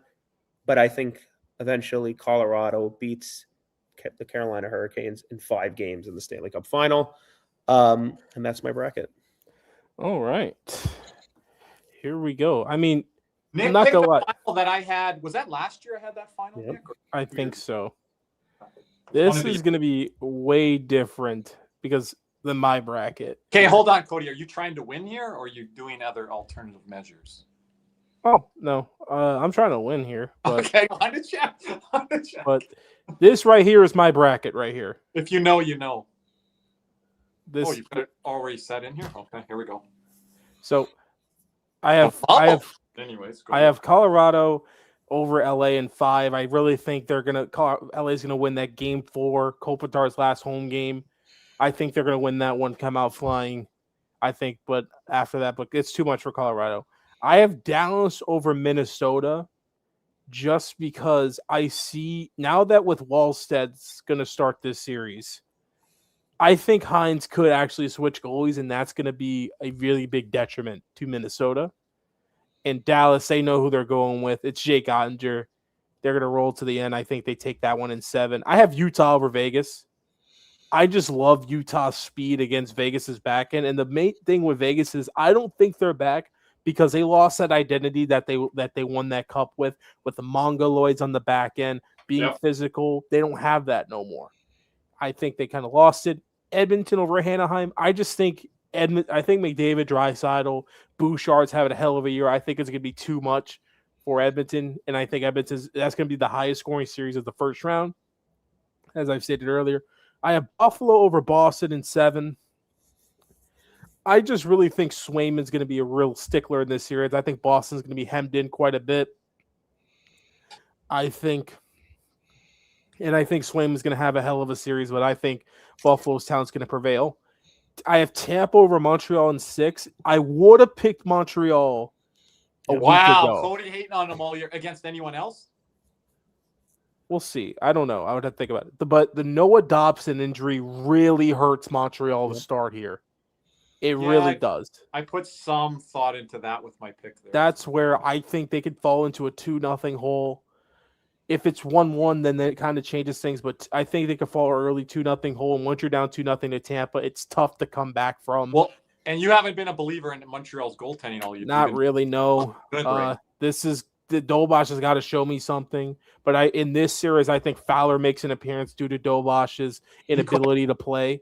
Yeah. just because they're going to need a spark from somewhere. Carolina over Ottawa, I have that in 6. There is a world where Ottawa could beat Carolina, and it's because Carolina is not good defending their blue paint.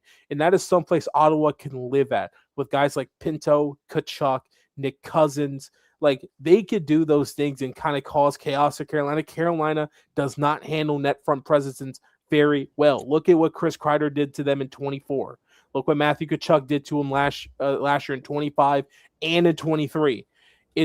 That is something I think Carolina is very weak against. And I know they try to add Keandre Miller, but he's one of those guys that I think could falter against that. So I want to get back to your boy's question from earlier. Why a team can win the cup, why they won't. You're saying why Carolina won't because they can't defend the blue paint on certain... I think that's a very big issue for them. If you look at that early in that series against Florida last year, Florida did whatever they wanted in that blue paint. But that's Florida. Do you think a team like Tampa or Ottawa can actually expose it the way we did? Dude, Tampa has Brandon Hagel, Corey Perry, Braden Point can expose that as well. Like there are some. I have questions about Point and Tampa Bay's blue line because Point has not been good this year. Kirby, you know that. And then Pittsburgh versus Philly. I have Philly. I've really liked the way they played the last week or two. I've watched them quite a bit. They're a fun team to watch. They play with high energy, high pace, very physical. And I think that high energy could really, really disrupt that Pittsburgh blue line who's ran by Letang and Erik Karlsson. I'm quite surprised you're going against Pittsburgh. Of all the people, I thought you would be on Pittsburgh over a team like the Flyers. I'm surprised on that. It's just the back end. And then moving on to the second round, I have Dallas beating Colorado. And it's really because of a number of things. One, Dallas has Colorado's number for some unknown reason. And the thing is Jake, I think Jake Ottinger can goalie Colorado and Dallas can steal that series like that. If Ottinger fails here, Nick, Cody's never going to talk about Ottinger again. I know. It's going to be funny. If he's going to have an 879 in that series. And then I have Edmonton over Utah. I think I just think Utah, like inexperience, kind of hits them here. They hit kind of a wall. You don't know what to do with McDavid or Draisaitl, especially with that flurry against that power play. It's going to be tough for them, especially that weak penalty kill for Utah. I think Kevin Stenley's going to have to be putting in overtime there. And Edmonton could play really good on the road in that series. And then on the East, I have Tampa over Buffalo. Experience, Vasilevsky. I think Buffalo kind of gets stymied. Carolina over Philly. I think Carolina can overwhelm Philadelphia a bit, especially their back end with their forecheck, hem them in their own zone, have trouble with breakouts. And it may just cause a bit of trouble. Kind of what Carolina always does in New Jersey kind of bit. And then Tampa or Carolina, I'm going Tampa. They have the bigger guns in that series. And then I have Dallas over Edmonton. I think this is right where Edmonton hits that fatigue wall. This is where I think it hits. Oh, from the long-term fatigue. Yes. Last few years. I want to go back very fast here to Tampa and Carolina. Don't you think Carolina's got an easy path there where they're going to push Tampa Bay to the brink, even though you have Tampa beating Carolina there? I think it's the brink in 6. I don't think it's the brink in 7. Okay. And then I think this is a good shot if any chance that Carolina's ever had against Tampa. In the end, I have Dallas winning the Stanley Cup. They were my preseason pick before this year started, and I think this is going to be their year. I think mine might be Colorado this year, but that's just the way I feel about it. It's just like I think Dallas can overcome and Hintz can come back in like probably the back half of that Minnesota series and kind of get rolling through that Colorado series. And it's going to be kind of tough for I think for Colorado, especially that bottom 6 to kind of get going versus Dallas. But really it's just why each team, like if you go over each team, why Tampa can win the Stanley Cup? They have Andre Vasilevsky back there, Nikita Kucherov. They have all the guys that have been there, done that. Why they will not? Darren Raddysh does not continue his career year. He is too big of a need for them right now with Victor Hedman's availability in question. If Raddysh's production stops, they have nowhere else to turn to. Because you're not going to get that from Dastu. You're not going to get it from McDonough. You're not going to get it from Moser. You're not going to get it from Turner. I worry about that blue line. I really do. I worry about the scoring. I worry. Do. I mean, look, I heard everything in the world about Darren Raddysh and Emil Lilleberg last year. And then I watched them completely shit the bed in that series against Florida. I mean, they were awful. So I have a really tough time here, especially with the first round matchup like Montreal. It can challenge them. I still think they're going to go on a deep run, but it's not the same team it was. The bottom six is not nearly as good. It's older. I don't think the blue line is as good. We don't know what's up with Victor Hedman. We hope everything's fine. But with what they have right now, do you really trust Dos Stu and Lilleberg to continue this into the playoffs? I mean, Ryan McDonough is another year older. I mean, you're relying on Darren Radish and JJ Mosier, who, let's be honest here, outside of what? The last 75 games, what have they done? I mean, it's a small sample size for that blue line, and it can be the reason they go out early. And for Montreal in that series, it's really just the Dobson thing for me. I really think that's going to hurt Montreal quite a bit. But the one thing that Montreal X factor in that series right there, it's not going to be Nick Suzuki. It's not going to be Cole Caulfield. I think it's going to be Oliver Kapanen, because Oliver Kapanen needs to play shut-down hockey, especially on that penalty kill right there, to thwart Tampa, frustrate Kucherov, frustrate Point, get into their kitchen. Kapanen does have that ability. Can he do it? We'll see. He's maybe too young for it, but if you move on to Carolina, why they can win? They have the best coach. They have the best system. That system can wear teams. This year's been a funky year in the NHL. By the way, everyone, the poll is up. Smash the button. If you're not signed in, you guys got to be signed in. Smash 1, 2, 3, or 4 there. And I think that system can overwhelm teams. It could cause teams some trouble. Why they can't win? They don't have the best player in any series they're going to play.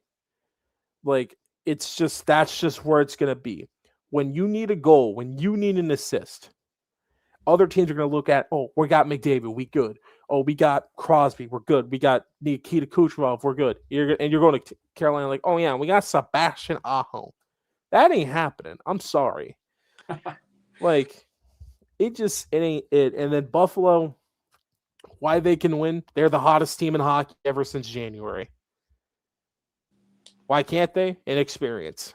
And see, that hot team, that kind of runs out. And can I just say one thing, Donis?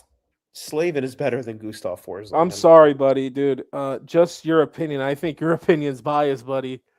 He's been a top 2 defenseman for USA, not only 4 Nations, also the Olympics. Panther fans will get to watch Jacob Slavin, you would think, deep into the playoffs this year, not versus Florida. Just look what he did for Team USA the last 2 years. I mean, he was incredible. And I'm not going to punish Brett Pesce. I'm not going to punish Jacob Slavin. By the way, he won the game for them last year, the 1 win over Florida. I'm not going to punish those guys when they had to play against Florida. Every guy struggled. Every pairing struggled. The offense struggled. Everything broke down for Carolina in those 2 matchups against the Panthers. So, and again, razor thin margins in the first series against Florida. Last year, not as much. So again, they were razor thin for Carolina, not for Florida. But and then you move on to Boston. Why can they win the Stanley Cup? Jeremy Swayman. He can goal you to a cup final if he hits that level. Why can't they? Bottoms like depth scoring outside of Geeky and Pasternak. Yeah, depth scoring for Boston if that doesn't come through. And I also question the guys that have had career years in Boston, but I think it's all on Swayman's shoulders there. And then for Pittsburgh, why can they win? Sidney Crosby.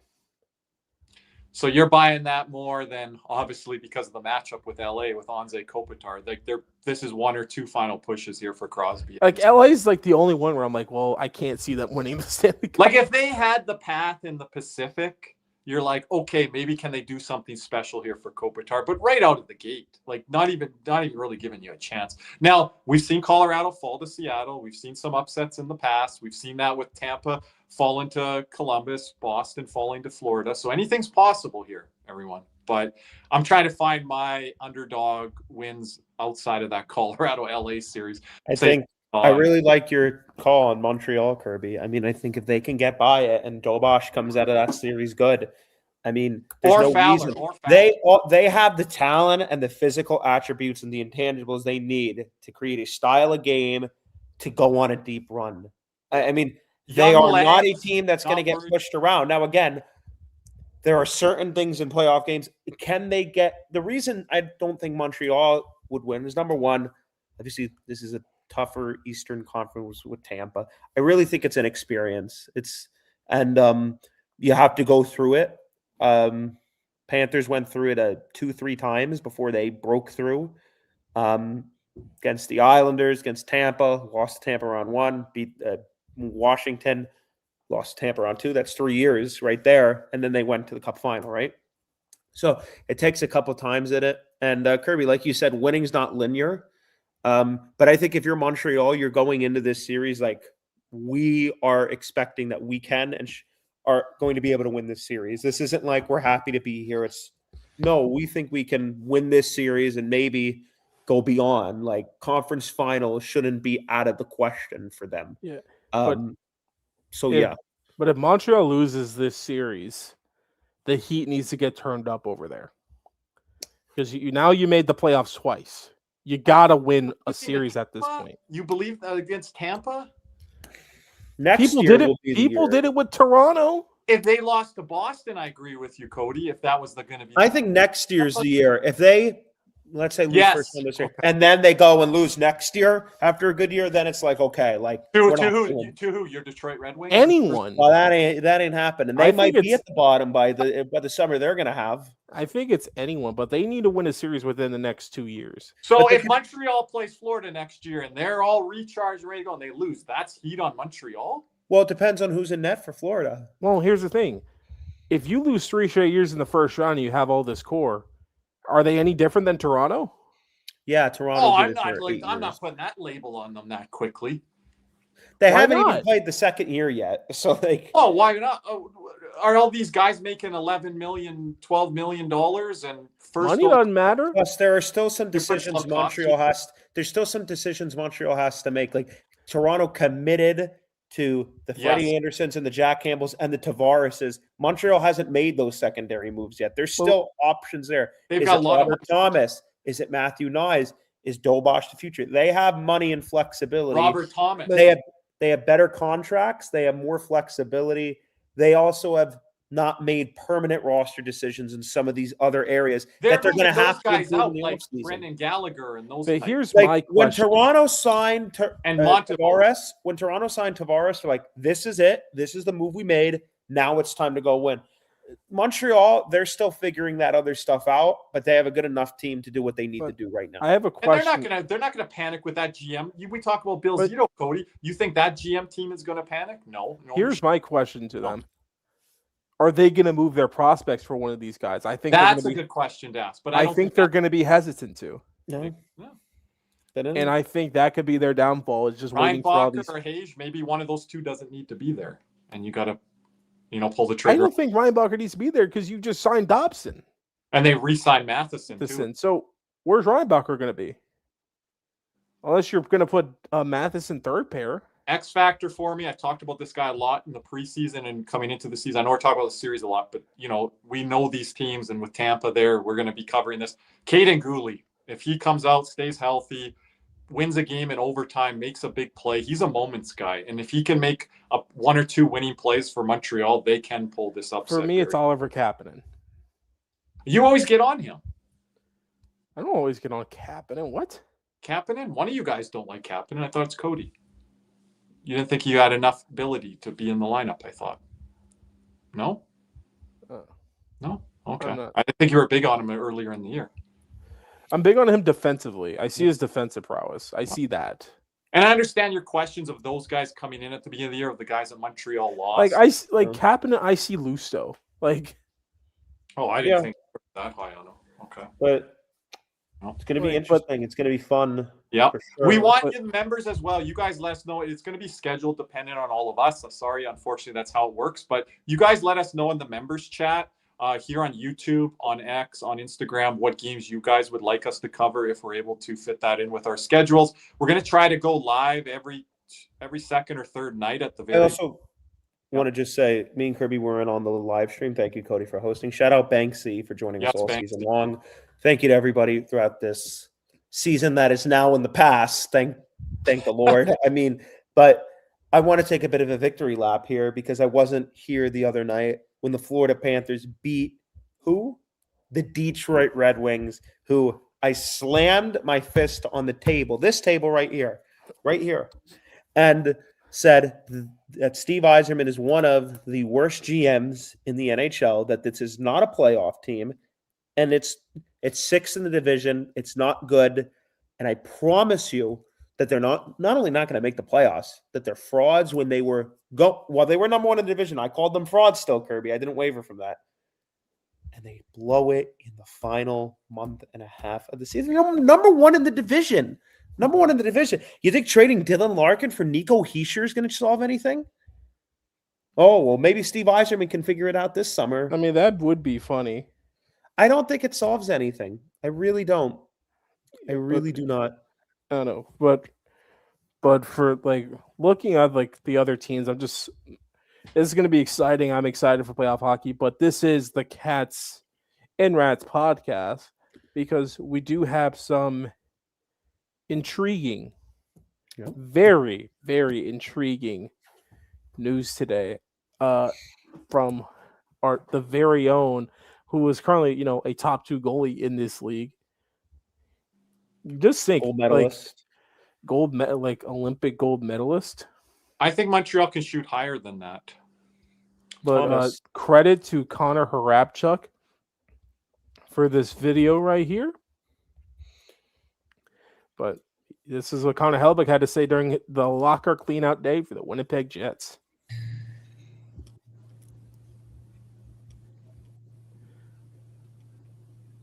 I don't want to go and leave any speculation. I love this city and I love playing here, and the fans have given me so much. I've given so much back to the fans, and there's a real connection there. I wish more people around the league would see that and could see that. Am I going to go and tell you that right now I feel amazing about winning a cup tomorrow? Like, no team out of playoffs is going to say that. No player out of playoffs is going to say that. But, you make your decisions and you live by them. And, as time goes by, you try to reevaluate. And then honestly, that as an athlete, the only thing you can do is put your best foot forward. You make your decision and put your best foot forward. And, that's where my head's at right now. Is I have a nice long summer ahead of me, and I'm going to get some recovery, some much needed recovery. I've played a lot in these recent months, and I'm going to really focus on my game and really break it down and see where I can improve some things. And, and being one of the best in the world is something I've always took a stride for. And I want the summer to take another big step forward for that. I know one team outside the playoffs that can say they feel good about winning a cup next year. I know one team. And they got the 8th best odds in the Stanley Cup in the NHL draft lottery, Antonio. Well, they did finish outside the playoffs, and that's never a good feeling. Yeah. What are your thoughts when you heard it? First of all, about the Hellebuyck situation itself, Kirby. Kevin Cheveldayoff is a guy we've talked about various different points over the last couple years. You always use that poker analogy with him. You take a look, a lot of talent kind of gone by the wayside in Winnipeg over the last couple of years. What does it say about their state of the organization? Maybe Hellebuck's future there. I don't know. I would be very surprised that he would be moving off the Jets this summer after signing the deal that he did. Was it a couple summers ago there? And I just want to say, I don't know what type of package it would acquire. It's a very manageable deal. Mm-hmm. It's only 8.5. But we don't have a cupboard full of prospects and picks and assets. Yeah, we do. Something like that would be required. We have a top 10 pick, buddy.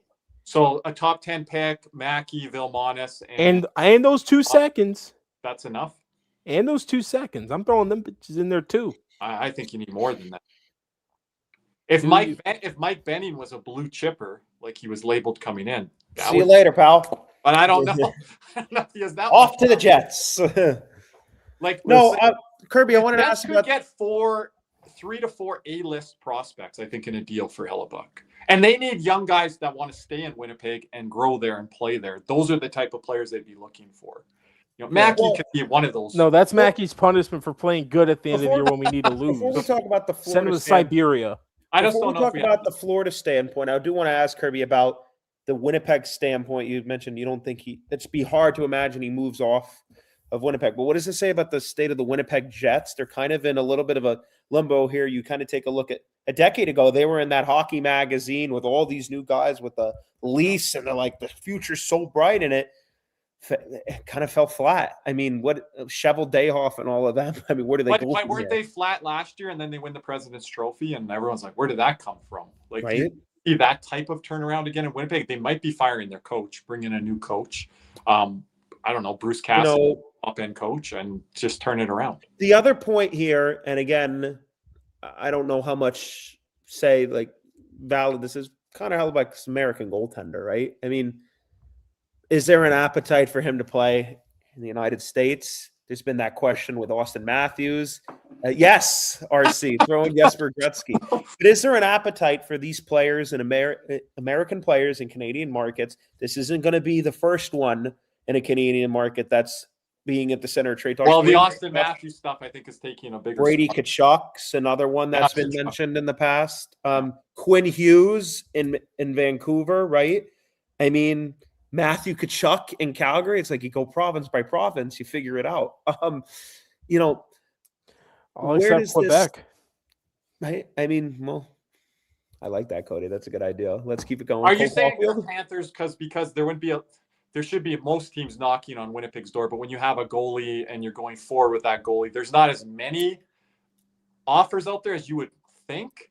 But I think you would be battling with maybe 4 to 5 teams on offers. Yeah, I mean, he does have a no move like that, like they do with the Matthew Tkachuk. Yeah, he does have a no move clause. Now, again, he can determine where he goes. Winnipeg doesn't have to trade him. But again, Matthew Tkachuk gave 4 or 5 teams, and we saw the offer Bill Zito gave, and everyone's like, "What is Florida doing? Can we give that type of offer?" Even here's the thing: every time I think I know what Bill Zito can and will offer, it's usually that times like 5. He usually makes, and this is a point he's made. I know people are going to say fleece.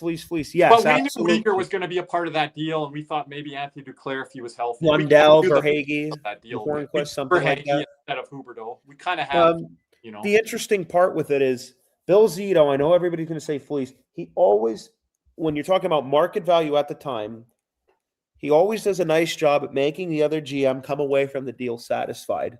Like, when he traded for Sam Bennett, Emil Heineman in a second-round pick was a pretty heavy price to pay for a guy like Sam Bennett. I mean, he did it, right? I mean, it was a fleece in hindsight, right? But again, nobody was saying that at the time. Matthew Tkachuk, everybody said we lost the trade. That was a lot of value to give up for a guy like that. It ends up working in our favor. Spencer Knight in the first-round pick, I know it worked out for us, but it's like people are like, why do you need to give first and Spencer Knight, right? So you take a look at the trades Zito has made. They've always included more value than you probably would think. You give a first, which a conditional second, first. Now it turns into for Brad Marchand because you won the cup, right? Now I'm super high on Lundell, but it's very fair to say Lundell would be part of these mega deals because Minnesota's asking for a guy like that. Winnipeg would be asking for a guy like that. I don't know if he gets there, that would probably buy into. But now he would be leaving Los Olas for Winnipeg. I think there's a couple different things. Number one, it's Winnipeg doesn't have to trade him, right? If they don't want to. I think they're in a position where they can make mix the playoffs next year. Number two, I really believe that, and I've seen multiple tweets out there. First of all, if he is available, which people are saying that they wouldn't be shocked if they seen him move. I believe an NHL.com writer wrote that. I'll pull it up when I can, when I throw it to you guys. But if there is a possibility, most certainly we're going to be mentioned. It's probably going to be the talk up until the draft, especially after whatever happens in the lottery. We'll be sitting here for a month and a half waiting for the draft. Like, well, what are we going to do? Connor Hellebuck, that's going to be the story. Is it a thing to get Bob maybe a little bit more aligned with their price point? Is this a PR pit thing? I don't know, but I'd have to assume that there's legit and valid interest in a guy like Connor Hellebuck. If it does become a plausible scenario, I think Florida does jump at it. I mean, it's the perfect replacement. I mean, I'm not one of the guys that's like, oh, like it's not done till it's done, but it's like, Kirby, it makes too much sense when you take a look at, we just get this top 10 pick. There's already a question on Bobrovsky. this all of a sudden becomes a story 24 hours later after getting the pick.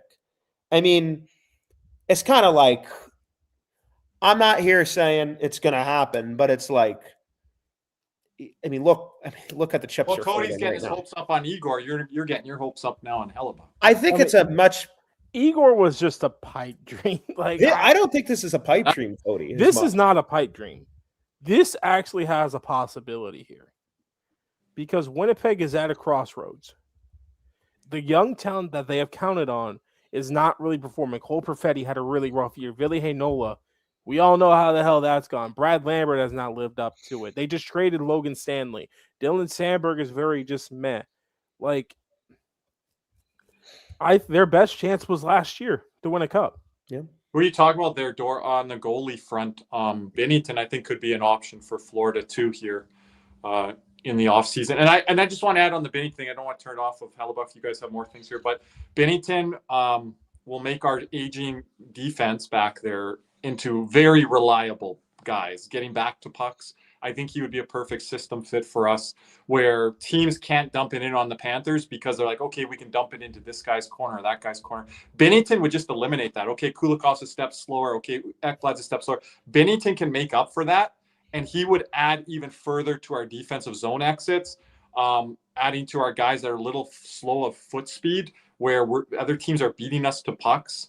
I think Binnington would be a key factor like that. So shout out to Dave McCarthy, Toronto correspondent, NHL.com, SiriusXM, NHL Network correspondent. I'm looking right at that same tweet. As it relates to Connor Hellebuck, this is 5 hours ago. He tweets out, he was told recently that it wouldn't be surprising if he plays elsewhere next season. A number of factors at play, including his discontent with how the season went for the Winnipeg Jets. 4 years left at $8.5 million, 33 goals next season. He then goes on to say in a separate comment there, I'll tell you, if I'm Bill Zito and the Florida Panthers, I'm banging down the door of Kevin Cheveldayoff tomorrow. Would be a perfect fit with the Panthers at a reduced cost to what they were paying Sergei Bobrovsky.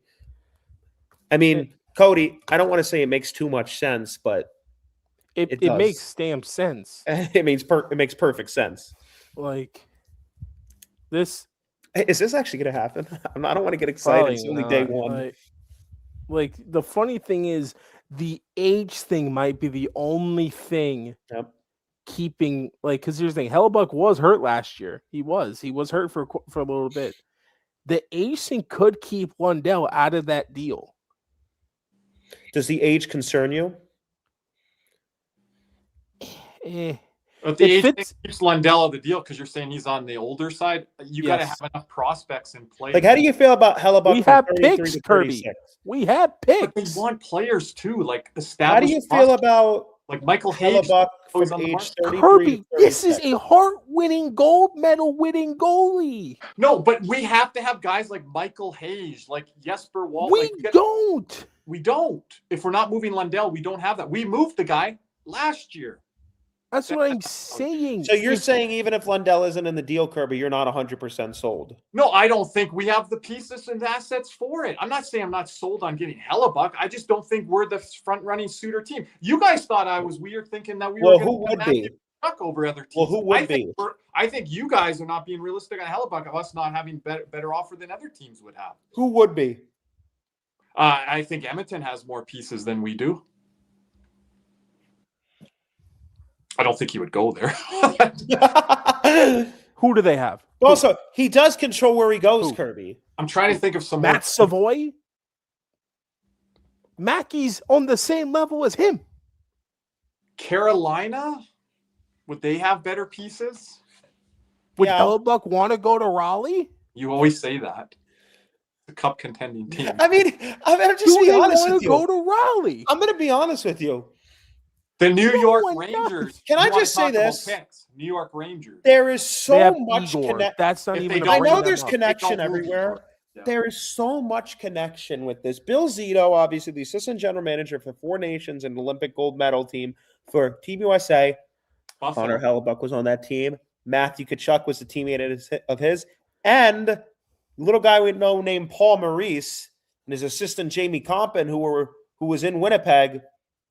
They had They a know goalie him named pretty Connor well. Hellebuck. And here's the thing, Kirby, on That's a good Buffalo. point. That's a good point. And I'll just say this, for coaches who have history, Bill Zito and Sylvain Lefebvre had history with Seth Jones when they went and made the move. Yeah, no There was history there. They knew the player. Yeah. Does knowing the player make this a little bit easier? Now, again, Kirby, And we've Bill heard. Zito knew the player. You're not trying to sell me on the deal. I'm trying to figure out how the framework of the deal would be, but good points there. But here's the thing. Kirby, we're told, and we've heard publicly from Maurice, he knows nothing about the goalies. He delegates it all. Goalie department, Luongo and Rob Tallis, right? I think Luongo and Rob Tallis would be Hellebuck guys, but that goes without saying. Anyone would be Hellebuck guys. A lot of people are, but I think they look at that style of goalie and like, Right? Maurice says he leaves it all up to the goaltending department, right?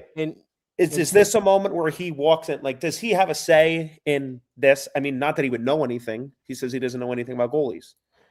And Kirby, you brought up Buffalo there. You know what Buffalo doesn't have that they're going to need to acquire Hellebuck? What? Cap space. They don't have any. Nope. We can take on Hellebuck's full contract. How many of these other teams can say that? How many of these other teams? Like who? Okay, without just say one name, you guys will probably say the same guy. Say it at the same time at the count of three. What's the one name Buffalo would move in that deal to Winnipeg? 3, 2, 1. Owen Power. That's the name. Like, I don't think we have something like that, right? Now look at other teams that would be giving that offer, you know? Okay, does he want to go to Buffalo? I know the Florida thing that's attractive and all that, but that's Buffalo, the thing. He has a no Trump move card. People want to go somewhere when you're a winner. Okay, here's the thing. They are now. The only other team maybe he'd want to go to is Vegas. Oh, what does Vegas have to give oh. Winnipeg? Are they giving him Marner? Are they giving him Hurdle? They giving him Carlson? They don't have shit. I don't even know what they have in their system. I know maybe New Jersey, but you're going to move off You've committed all this money to Markstrom. Don't want to go to Siberia. Markstrom can't be moved. And guess what? You know who else has an NMC in that goalie department? Jake Allen. You know where he ain't going to want to go? Siberia. New Jersey's been a team that we're talking with Hellebuck before he signed that extension. I don't think Utah would be that. I don't. Would no, Utah move off? Would Utah move off of Ginla? Yeah, that's what I'm saying. Again, they've got pieces to move. But here's the thing: they just signed Pamelka. What's the guy, Cody? Caleb Denoyer. Right. Would they move off of? What the hell's a defenseman's name? I'm looking right at his dumbass. Trying to think. I knew there was a defense. Maverick Lamoureux. Okay. But again, they just signed Karel Vejmelka. And I think they're really content with him. And Winnipeg would take a goal. But now again, Utah they're not afraid to make big moves. They went out. They've gotten Uyghur. They've gotten Peterka. Like they'll go out and take a swing, right? And their owner will. And out of all the teams we just said, what team fits Hellebuck's timeline the best? I know. Me too. I know. It's right there. It's right on Nick's wall. How many elite years? How many elite years left? 2, 3, 4? 3 to 4. Okay, that's fair. And that puts us to 2030. Now, one thing everybody's going to say: Hellebuck sucks in the playoffs. Number one, the gold medal game. The gold medal game should change all of that. Number two, if playoff Bob was not a compliment prior to Florida.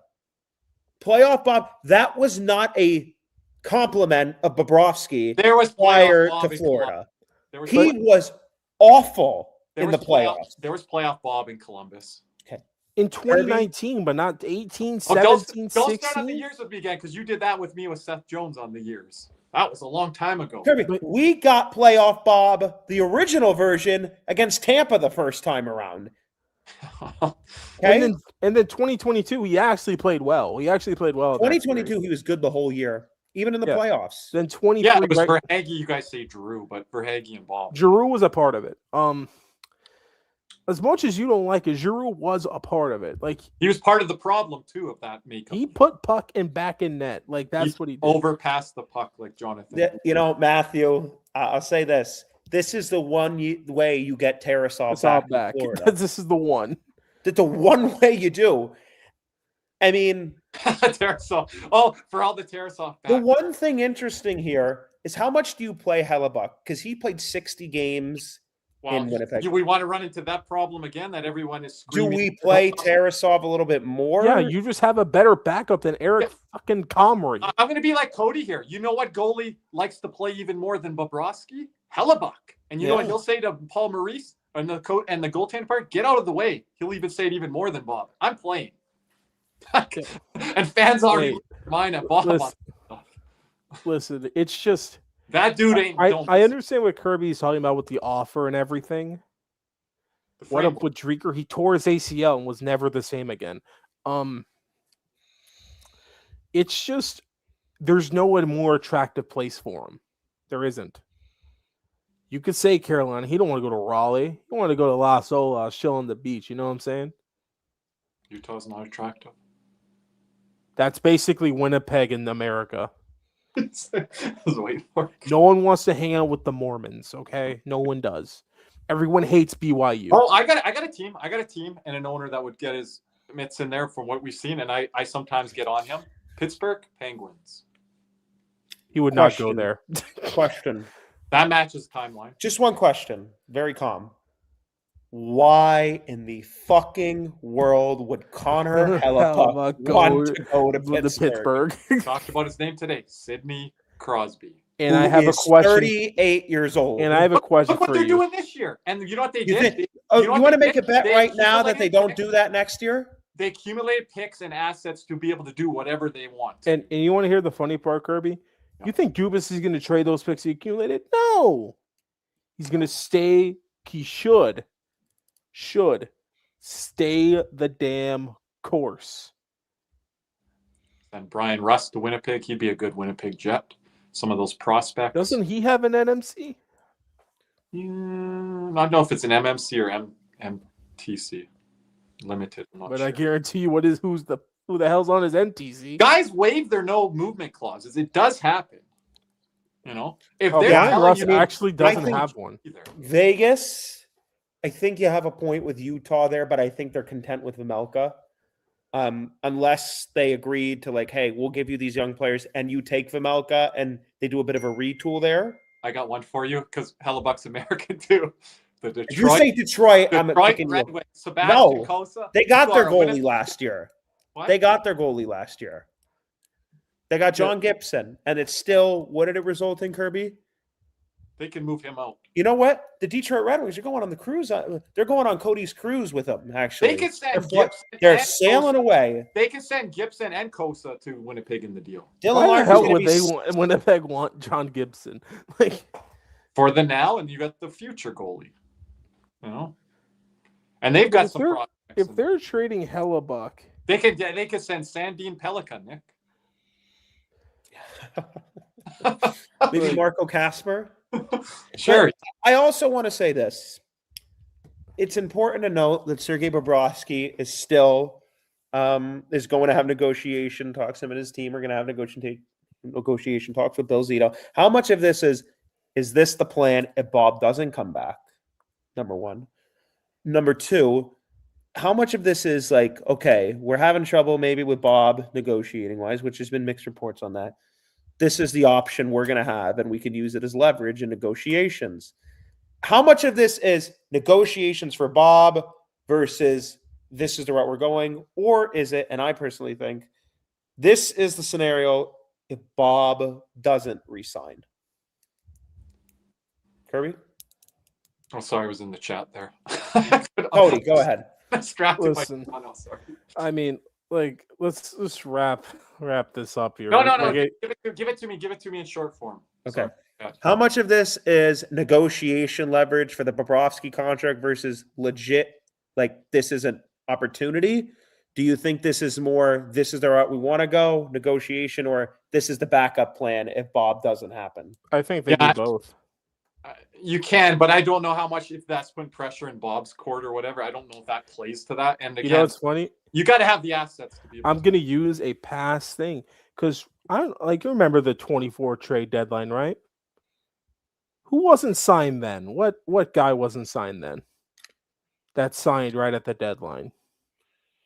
Gustav Forsling. And what guy were we in trade talks for? Noah Hannafin. Just saying. 24 hours later, Gustav Forsling had a Forsling contract. re-signed. Just saying. Oh, there could have been some pressure there. He signed at a pretty sweetheart deal too. I think it's pressure. I think they could use that pressure. But hey, wrapping up here, I just want to show this tweet because I want everyone here to know where the three of us as the Cats and Rats podcast stand on a certain thing. I saw this tweet. Absolutely not. Tough scene not seeing the Florida Panthers playoffs. I want to see the Stanley Cup stay in Florida. So in spirit, I will join my fellow Floridians who are Bolts fans to keep it here the way they supported us. Good luck. #Bolts. And I asked Nick to. You want me to do it right now, and then we can update The it? guy actually put one on. You want me to do it right now, Kirby, and then we can update it?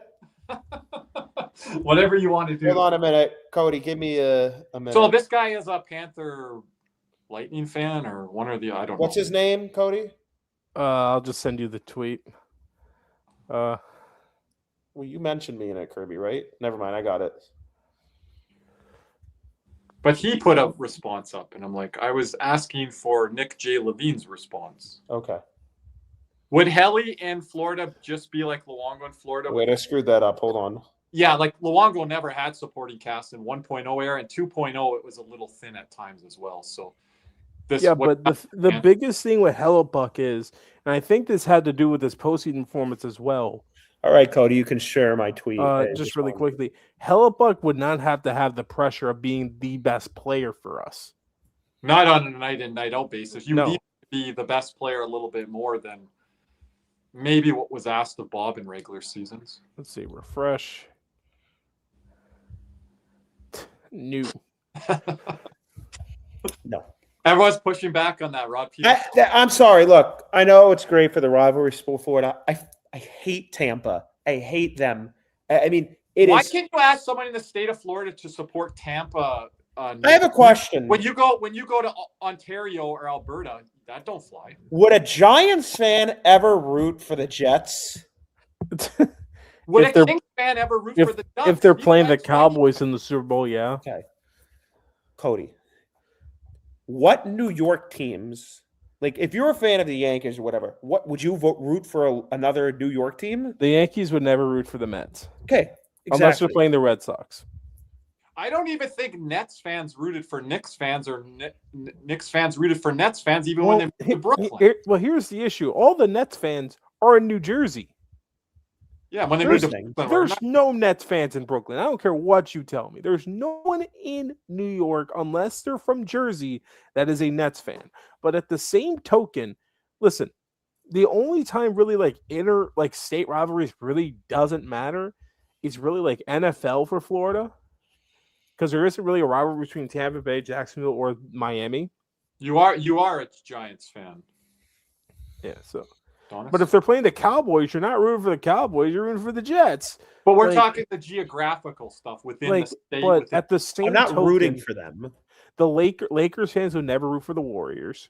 Like I don't even think people in the state of Florida would, and we know this from Cody, would do that even when it comes to university or even. oh, absolutely not. You could piss off. It's Florida State or nothing. So when you have that already ingrained in your sports fandom as a university fan, college fan, you're not going to do that at the pro level. You're following suit to what you do at the university and collegiate level, right?